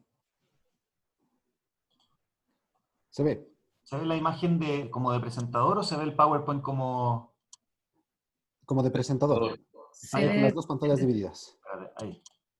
¿Y ahí? ¿Y ahí? Ahí, perfecto. Ahí sí, ya. Entonces, bueno, este es un caso de una chica de 15 años sin antecedentes de importancia, salvo que era bien laxa y seleccionada escolar de gimnasia artística. sufrió una caída de una viga de equilibrio, así como se ve en la foto, estaba haciendo una pirueta hacia atrás, y cae hacia el suelo desde una altura más o menos 1,2 metros, que es la altura oficial de estas vigas, sufriendo un varo con hiperextensión de la rodilla derecha, con dolor e inestabilidad secundaria. Clínicamente tenía inestabilidad anterior y posterolateral, ya bien cortito. Entonces, llega a la urgencia, lo ve el residente de la urgencia, obviamente le toma radiografías. Esas son las imágenes, no sé si alguien le destaca algo. Sí, que está abierto, el espacio lateral un poquito más abierto. De acuerdo, estoy de acuerdo con Mosco, tiene una pequeña apertura lateral, probablemente si uno hiciera una radiografía por estrés se haría más evidente, pero en definitiva no hay ni una fractura asociada ni una avulsión evidente.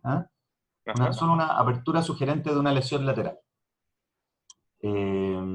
Y entonces alguien le solicitaría una resonancia magnética, me imagino, para completar el estudio. Y esa es la resonancia magnética. Mostró una rotura del ligamento cruzado anterior, rotura periférica de ambos meniscos. Ahí en la foto abajo se ve cómo está comprometida la periferia del menisco medial. El lateral era parecido. Rotura completa del ligamento colateral lateral y del tendón popliteo. Ahí están las resonancias complementarias y se ve como el tendón popliteo está roto por lo menos parcialmente. El colateral lateral, ahí se ve mejor. Roto también cerca de su inserción proximal femoral. Y el cruzado anterior que ya se había roto antes. Entonces, esas son las lesiones que enfrentamos. Entonces, vamos directo a la pava. Vamos directo a la pava. Con estas lesiones, tiene rotura del cruzado, ambos meniscos y esquina posterolateral, en una chica deportista hiperlaxa. Entonces, ¿qué le plantearían? Porque obviamente me imagino que todos apuntan a una resolución quirúrgica en este caso. Entonces, ¿cuáles serían su indicación y cuáles serían los timings para esta indicación? Francis. Yo obviamente le reconstruiría todo, en el fondo el cruzado anterior y le haría probablemente por gusto en el fondo y sobre todo por esa lesión parcial nomás del tendón popliteo y del popliteo fibular, le haría una técnica basada en la fíbula, en el fondo no le haría un laprar, ¿ya? Y por lo menos veo que las fisias están cerradas, así que no me complico con las reconstrucciones directamente. Y obviamente a suturar ambos meniscos si es que es posible, por la edad. ¿Ya? En el caso de ella específicamente, yo creo que trataría por lo menos usar autoinjerto para el cruzado anterior y eventualmente la esquina la haría con halo injerto. ¿Con qué halo? ¿Cuál es tu gold standard de halo para la esquina? Cualquiera que sea blando. En el fondo blando que me permita hacer un túnel de 7 milímetros en el peroné. Ese es mi... ¿Semitendinoso, ponte tú?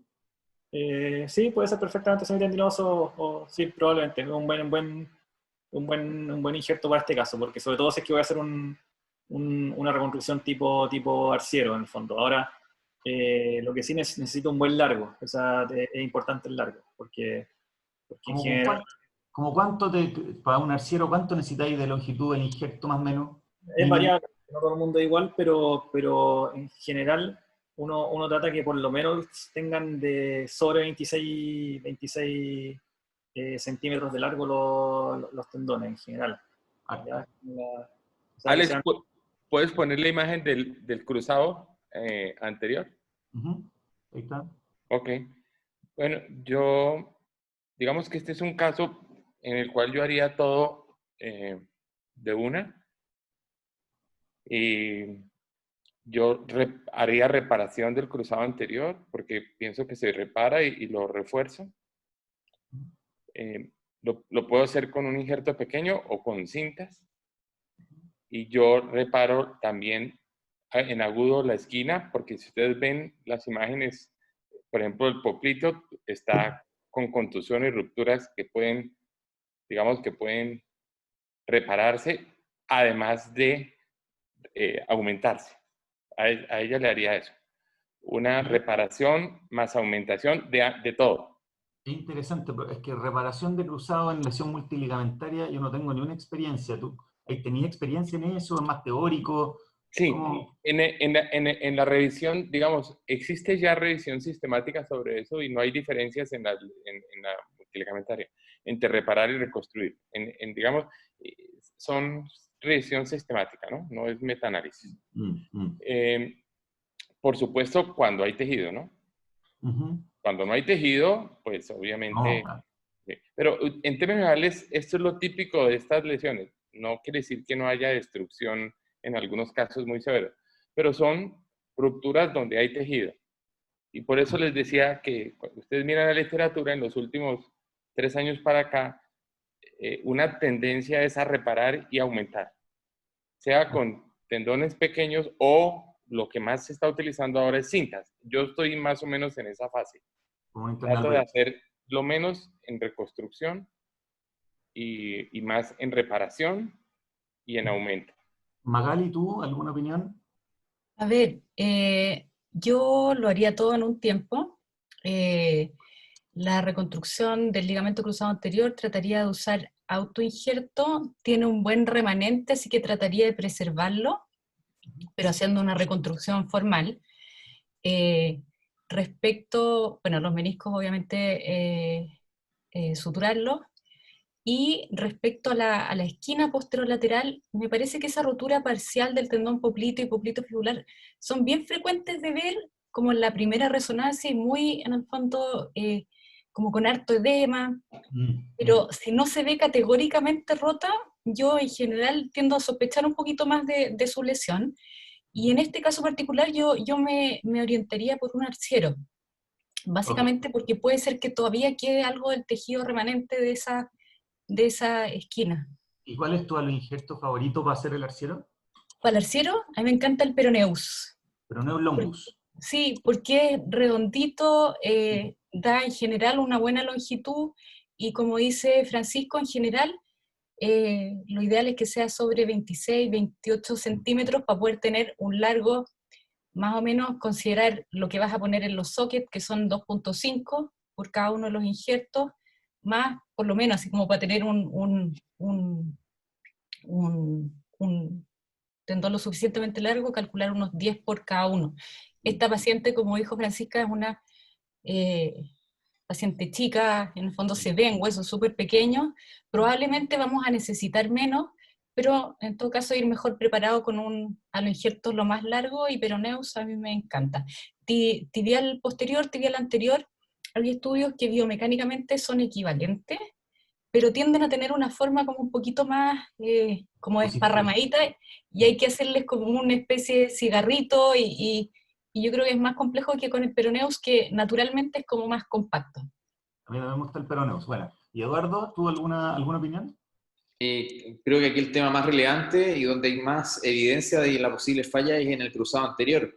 Es en fondo es mujer muy joven e hiperlaxa, está pintada un HTH. Probablemente uno hace un STG como se plantea habitualmente en mujeres, lo más probable es que falle. Además, que sabiendo que va a tener una esquina reconstruida.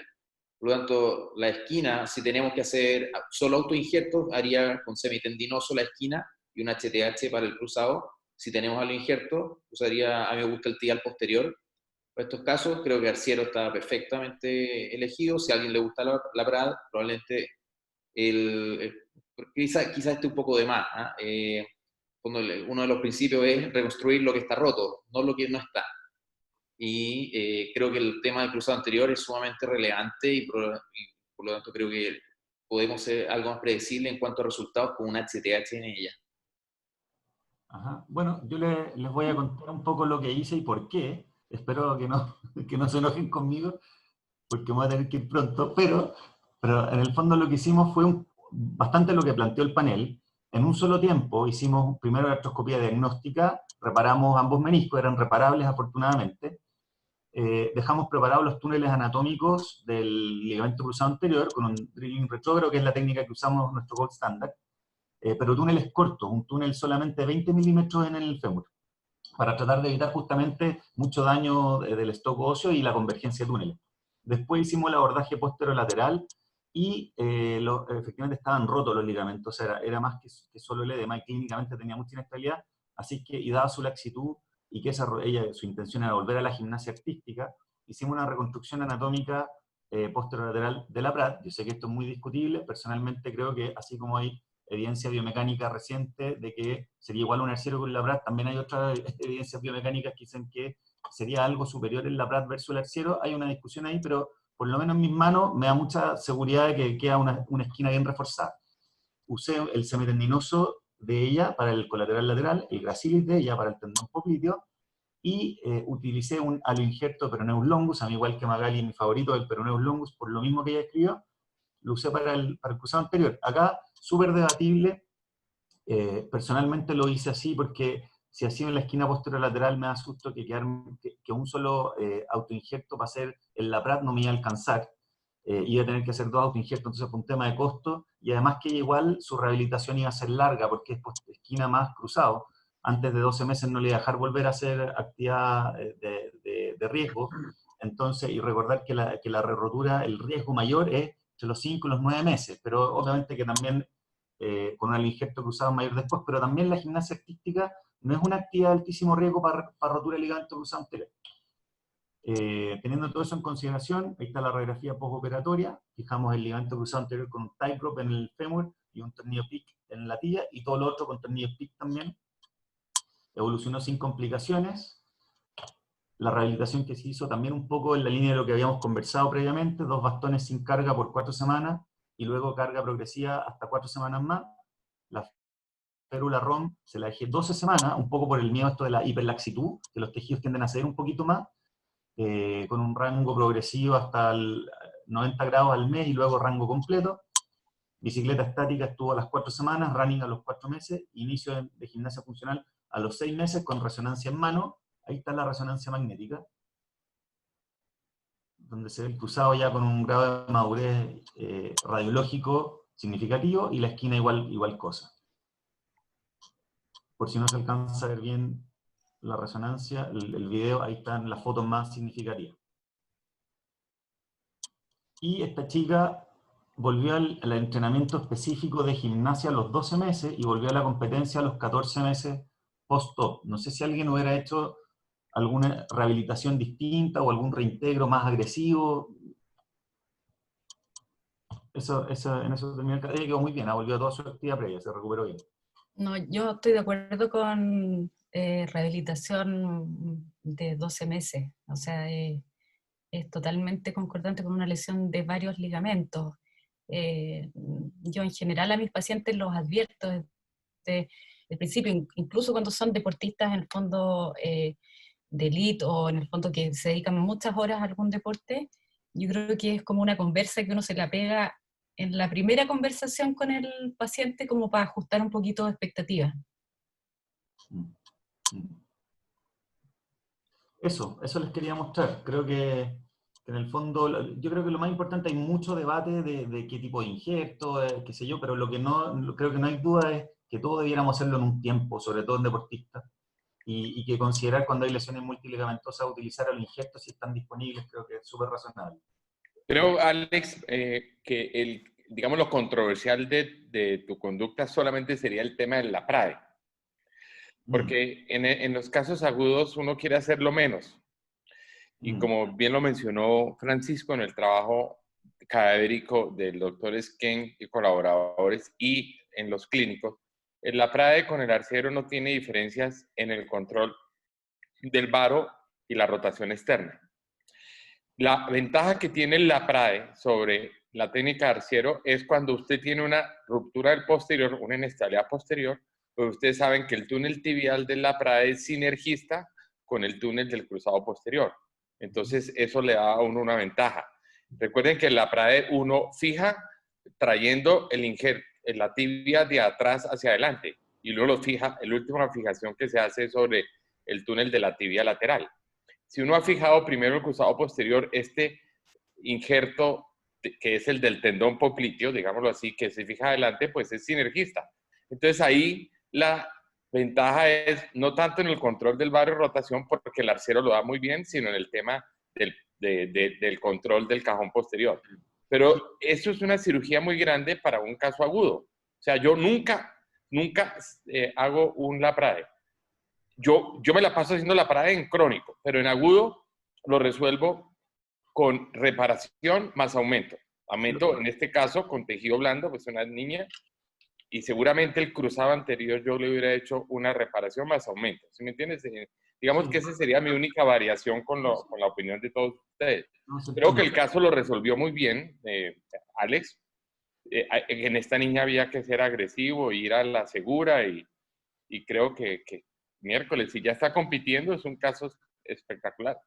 Mira, yo creo que acá es como un poco lo que uno podría debatir, por ejemplo, en hacer un cruzado posterior monobanda o doble banda en un deportista grandote, un futbolista americano, qué sé yo.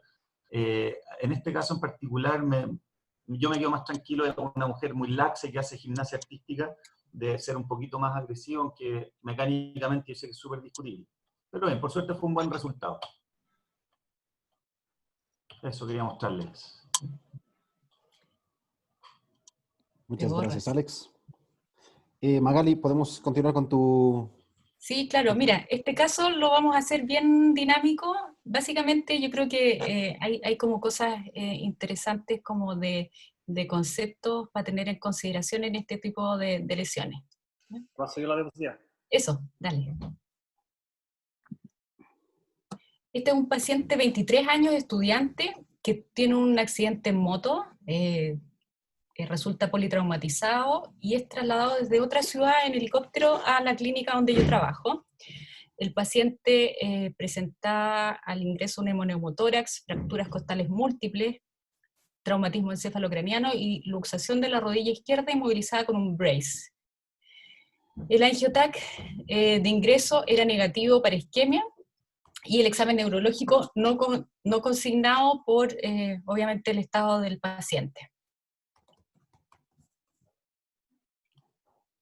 La siguiente, Francisco. Cuando me toca evaluarlo, el paciente está intubado y sedado, con tubo pleural, la rodilla izquierda estaba inestable, muy inestable, con un gran aumento de volumen, equimosis. Básicamente este es el examen de los días posteriores, pero se los anoté aquí. Dial test positivo a 0,30, cajón posterior, cajón anterior, y la rodilla derecha, que no en el fondo traía ningún diagnóstico, venía también con un aumento de volumen, bostezo medial y un Lachman positivo. Continúa, Francisco. Entonces, estas son las radiografías del ingreso. Estas radiografías no están con ningún tipo de estrés, eran como estaban las radiografías al ingreso, básicamente para ir más ágil. Obviamente se ve una simetría en el espacio lateral en la rodilla izquierda, con una apertura. También se ve la tibia anteriorizada y obviamente es una rodilla que solo por radiografía uno se da cuenta que tiene un grado de inestabilidad importante. La rodilla derecha que tenía el aumento de volumen, básicamente esa es la radiografía. Siguiente, Francisco. Esta es la resonancia de la rodilla izquierda, la más comprometida, y aquí ustedes pueden ver el gran aumento de volumen de partes blandas. Tenía el paciente una lesión completa del cruzado anterior, cruzado posterior, esquina posterolateral, y una lesión parcial del ligamento colateral medial. Sí. Esta es la resonancia de la otra rodilla, que tenía una lesión del ligamento cruzado anterior, una lesión del colateral medial de alto grado, que clínicamente era relevante porque se abría en el fondo el espacio medial, y una lesión del ligamento colateral parcial, que clínicamente no era muy relevante al examen físico, y aparte unas lesiones meniscales. La siguiente. Entonces, en este paciente era bastante inestable. Yo normalmente uso un tubo, pero al poner un tubo no lograba contenerse totalmente la articulación, así que esta fue la cirugía inicial para controlar en el fondo el posible daño a partes blandas. Con eso se logró obtener una congruencia articular, y como ven, este es uno de los tutores de fibra de carbono, que son los que en teoría uno puede resonar al paciente posteriormente. La siguiente. En esa misma cirugía, o sea, en el fondo en el posicionamiento del tutor, yo evalué intraoperatoriamente la estabilidad de la otra rodilla, y en verdad una rodilla que se veía no tan terrible, con una resonancia que en verdad a mí no me parecía de alto grado por la resonancia, pero que clínicamente sí está obviamente inestable, ¿ya? Siguiente. Al ser extubado yo finalmente puedo examinar al paciente, y aquí una cosa súper relevante, que ojalá si el paciente está consciente hay que dejarlo consignado en la ficha clínica, es el tema neurovascular, ¿ya? Teníamos una angioTAC sin daño, pero la parte neurológica había sido no estudiada, ¿ya? Y obviamente el examen físico era muy notorio, un M0 del ciático popliteo externo de la rodilla más comprometida, ¿ya? Por lo tanto, aquí tenemos los diagnósticos principales: una luxación de la rodilla izquierda, SCENC 3 lateral con compromiso neurológico del ciático popliteo externo, y una lesión multiligamentaria en la rodilla derecha con un cruzado anterior y colateral medial. Ahí en el fondo, devuélvete uno para atrás, Francisco. La pregunta es en el fondo cuál sería la conducta en este caso, un poco el panel. Y si están de acuerdo con los diagnósticos y en el fondo con el manejo inicial. Excelente.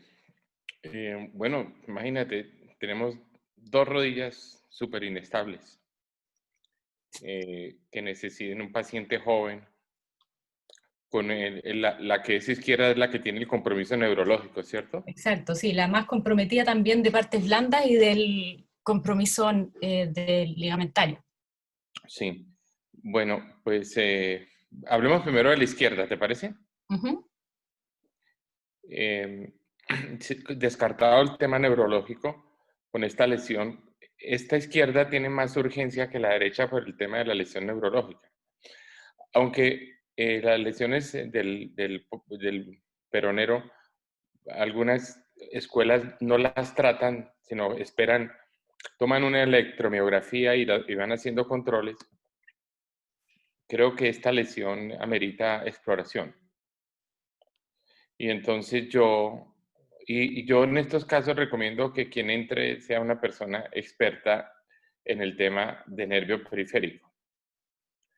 Y en la literatura hay mucho escrito sobre el tema.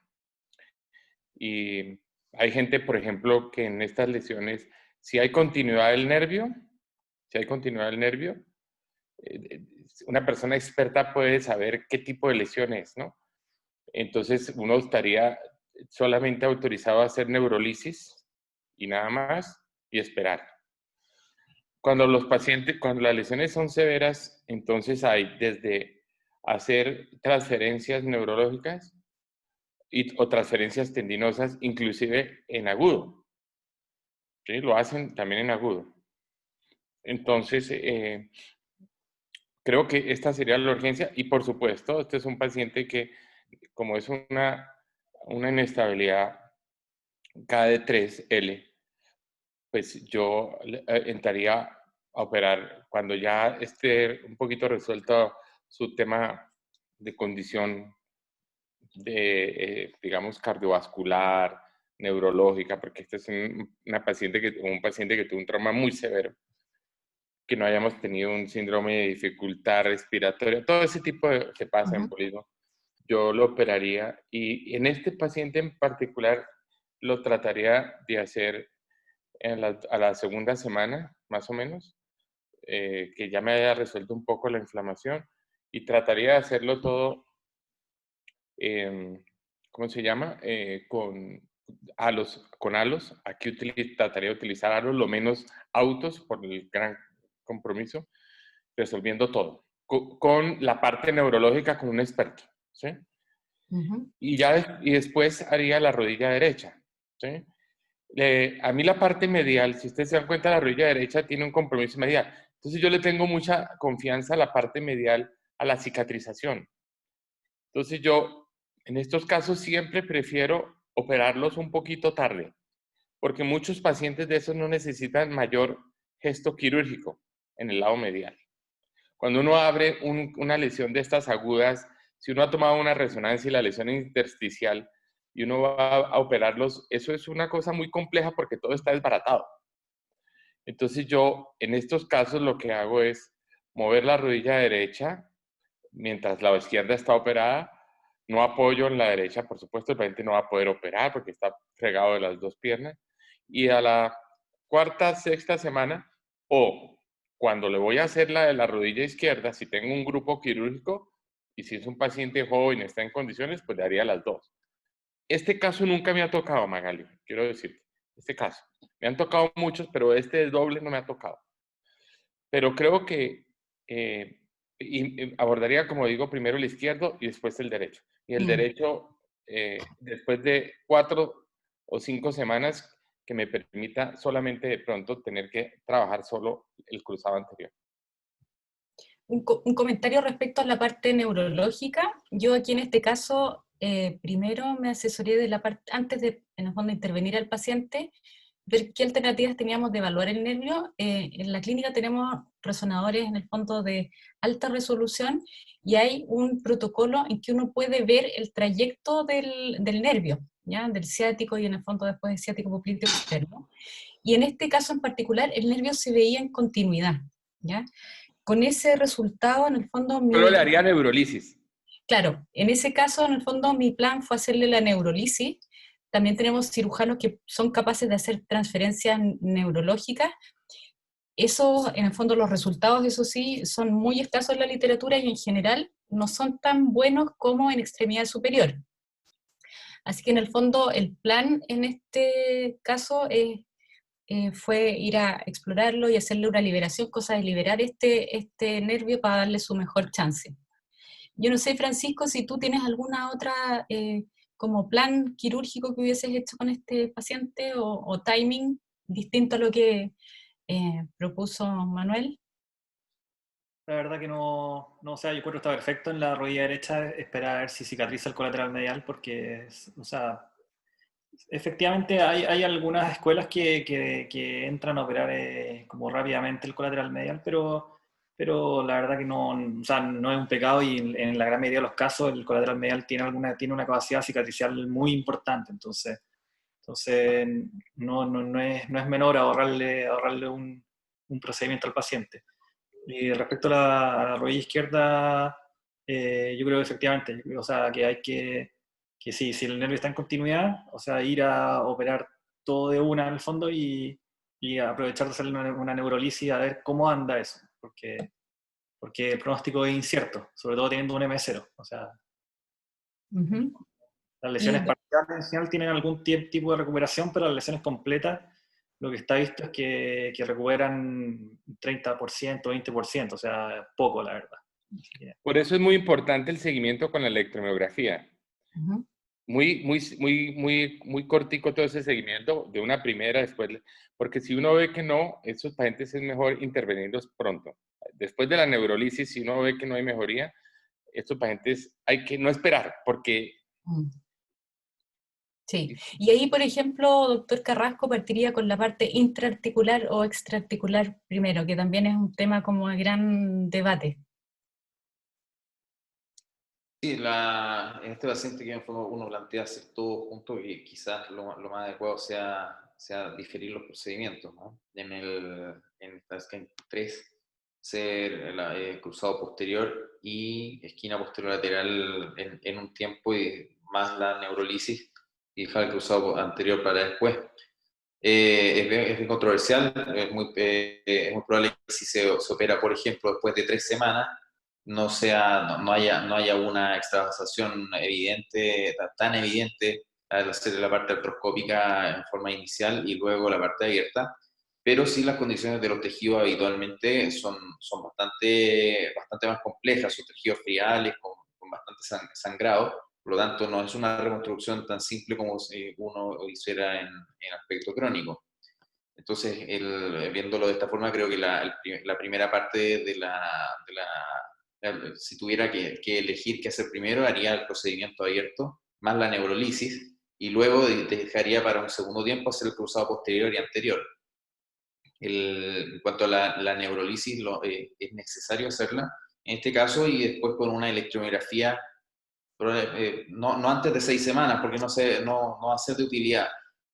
tal como decía Francisco, hay una baja posibilidad de recuperación al haber un M0, y si la electromiografía inmediatamente demuestra que hay un daño que no va a recuperar, debería incluso ponerse en la planificación de la cirugía.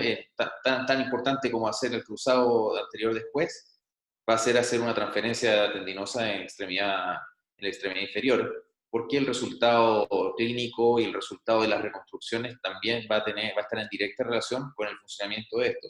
Nosotros hemos tenido varios casos con neuropraxias que finalmente tardan mucho en recuperar o no recuperan, y que hemos tenido que hacer revisiones producto de la falla secundaria que ocurre por la alteración de marcha que evidente que presenta el paciente. Ujú. Bien, súper.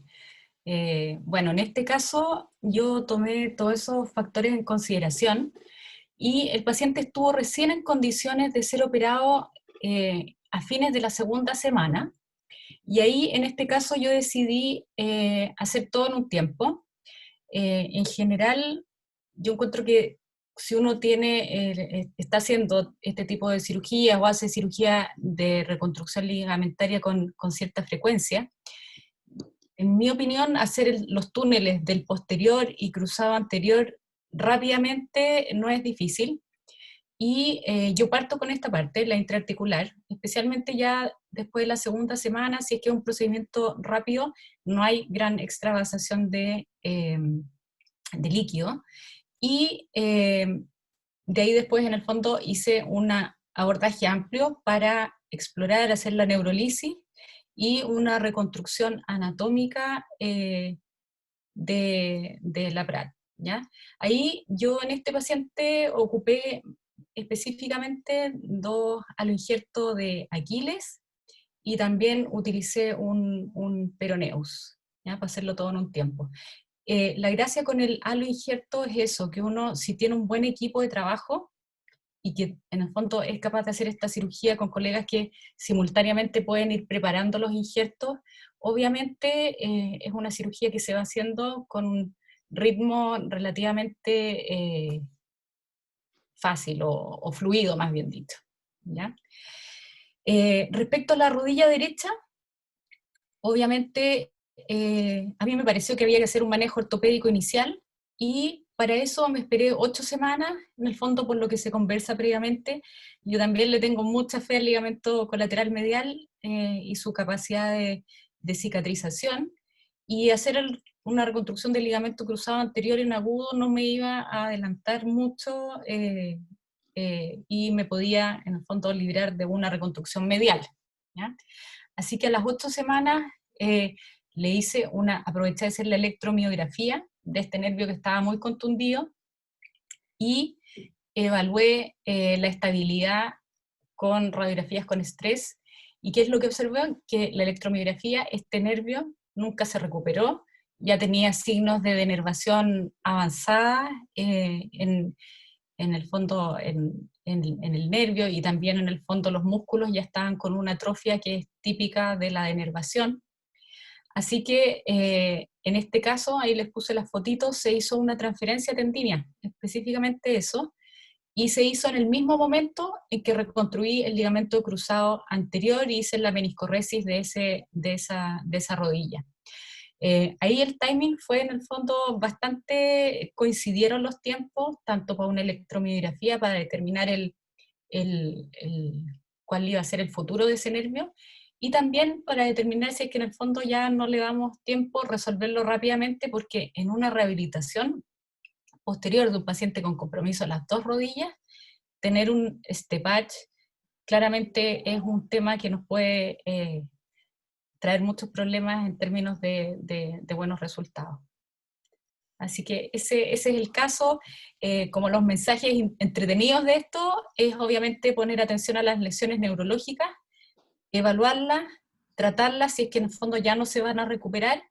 Una transposición tendínea es bastante predecible su resultado, incluso si el paciente tuviera una neuropraxia, nos ayuda en la transición en que este nervio termina de despertar, ¿ya? Y el otro mensaje importante y entretenido de este caso es que al ligamento cruzado, o sea, el colateral medial puede verse muy terrible, como les mostré en la radiografía, pero tiene potencial de cicatrización y finalmente no fue necesario hacerle ninguna reconstrucción.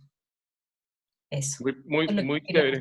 Magali, realmente tremendos casos los tres que hemos visto acá.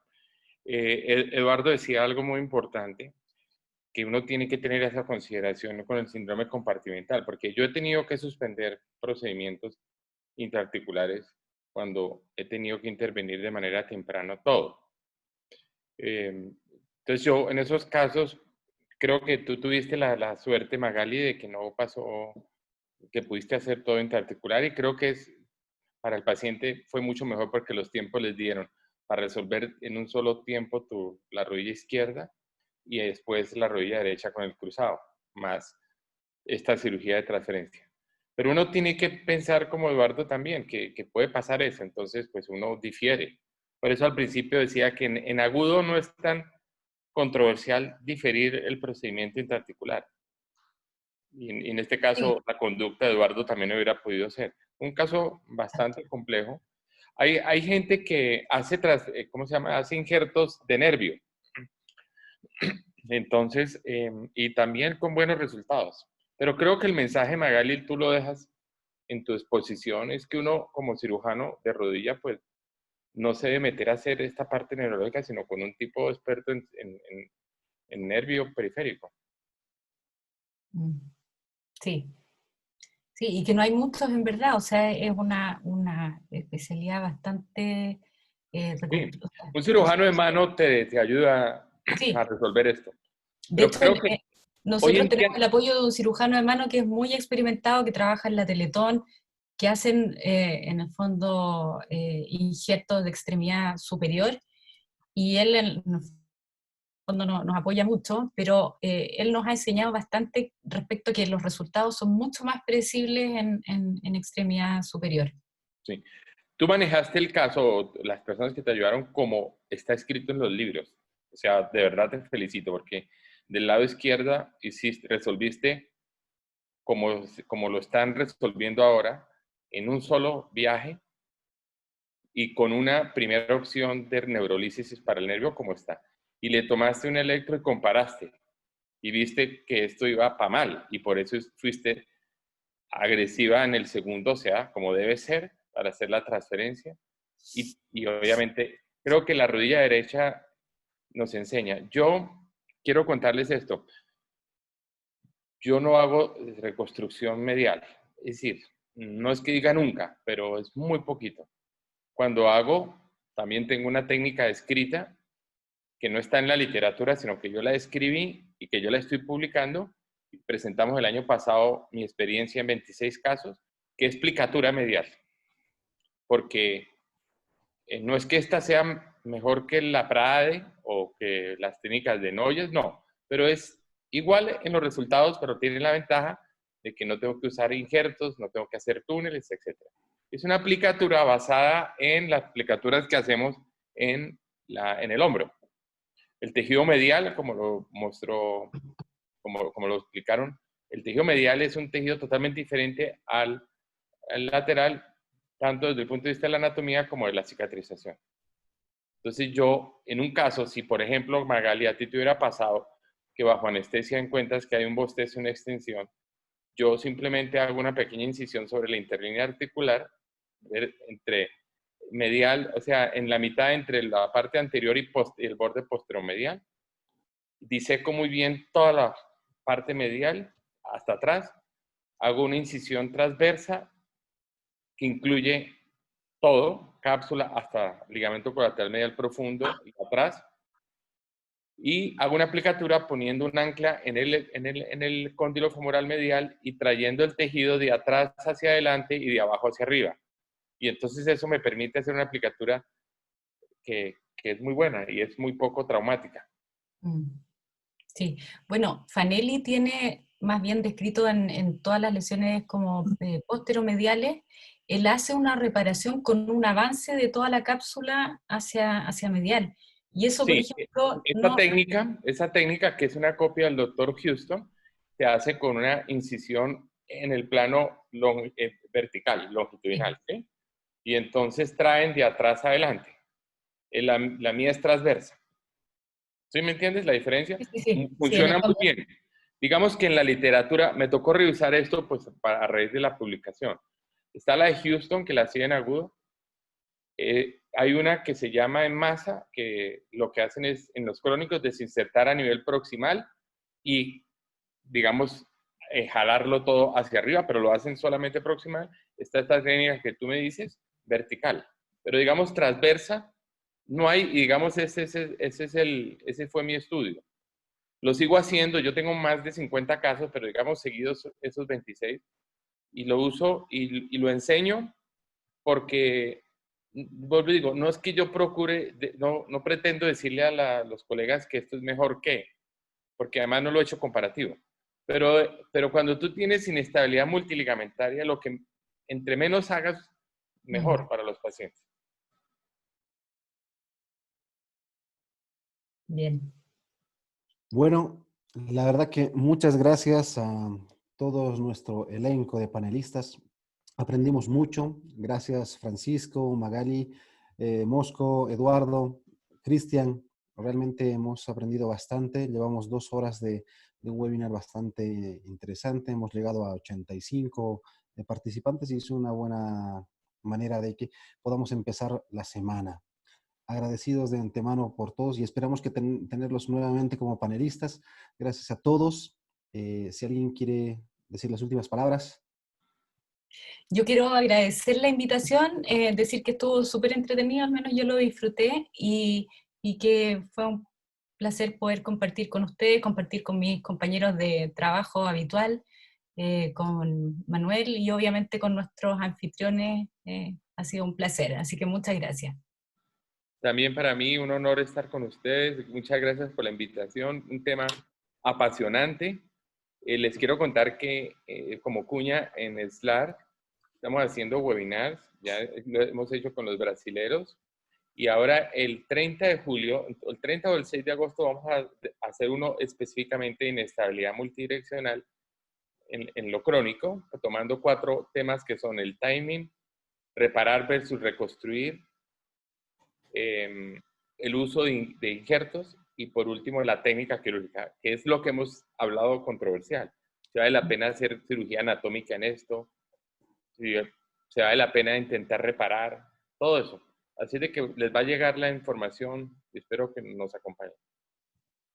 Muchas gracias. Un placer, Magali, verte. Francisco, Fernando, Eduardo, un placer conocerte, Eduardo. No te conocía. Muy emocionado porque Bolivia está entrando en masa a la SLAR y Chile, por supuesto, también. Quiero contarles que de Brasil entraron casi 2.000 colegas. O sea que nuestra sociedad SLAR se convierte en una sociedad muy poderosa desde el punto de vista del número de miembros. Así de que, y tenemos muchos planes académicos para la sociedad. El año entrante vamos a tener un curso que nunca se había hecho, intermedio en Panamá, y el siguiente, pues, en el 2022 en Cartagena. Pero espero poder contar con ustedes, sobre todo porque a mí me encanta trabajar mucho con la gente joven que me aporte muchísimo. Entonces, ese es el futuro de la SLAR. Así es de que ya van a saber más. Ahí está nuestro representante de Bolivia, el doctor Cristian. Felicidades, Mosco, gran trabajo el que estás haciendo. A todos haciendo. ustedes, de verdad, gracias. A Magali, gusto de verte. Sí, igualmente. Síguete cuidando mucho, síganse cuidando y nos vemos pronto en donde nos toque. Así es. Sí. Espero que acudan Gracias por la invitación. Debo decir que he aprendido mucho de estos casos, ¿ok? Yo debo decir que afortunadamente no me tocan casos tan complejos como este. Muy bueno. Pero ya sé a quién recurrir. Hasta que te lleguen y capaz que sea la próxima semana. Ya sé a quién recurrir entonces. Muchas gracias, cuídense mucho. Gracias. Y ojalá que podamos Muchas salir gracias. bien de todo. Adiós. Adiós. Cuídense.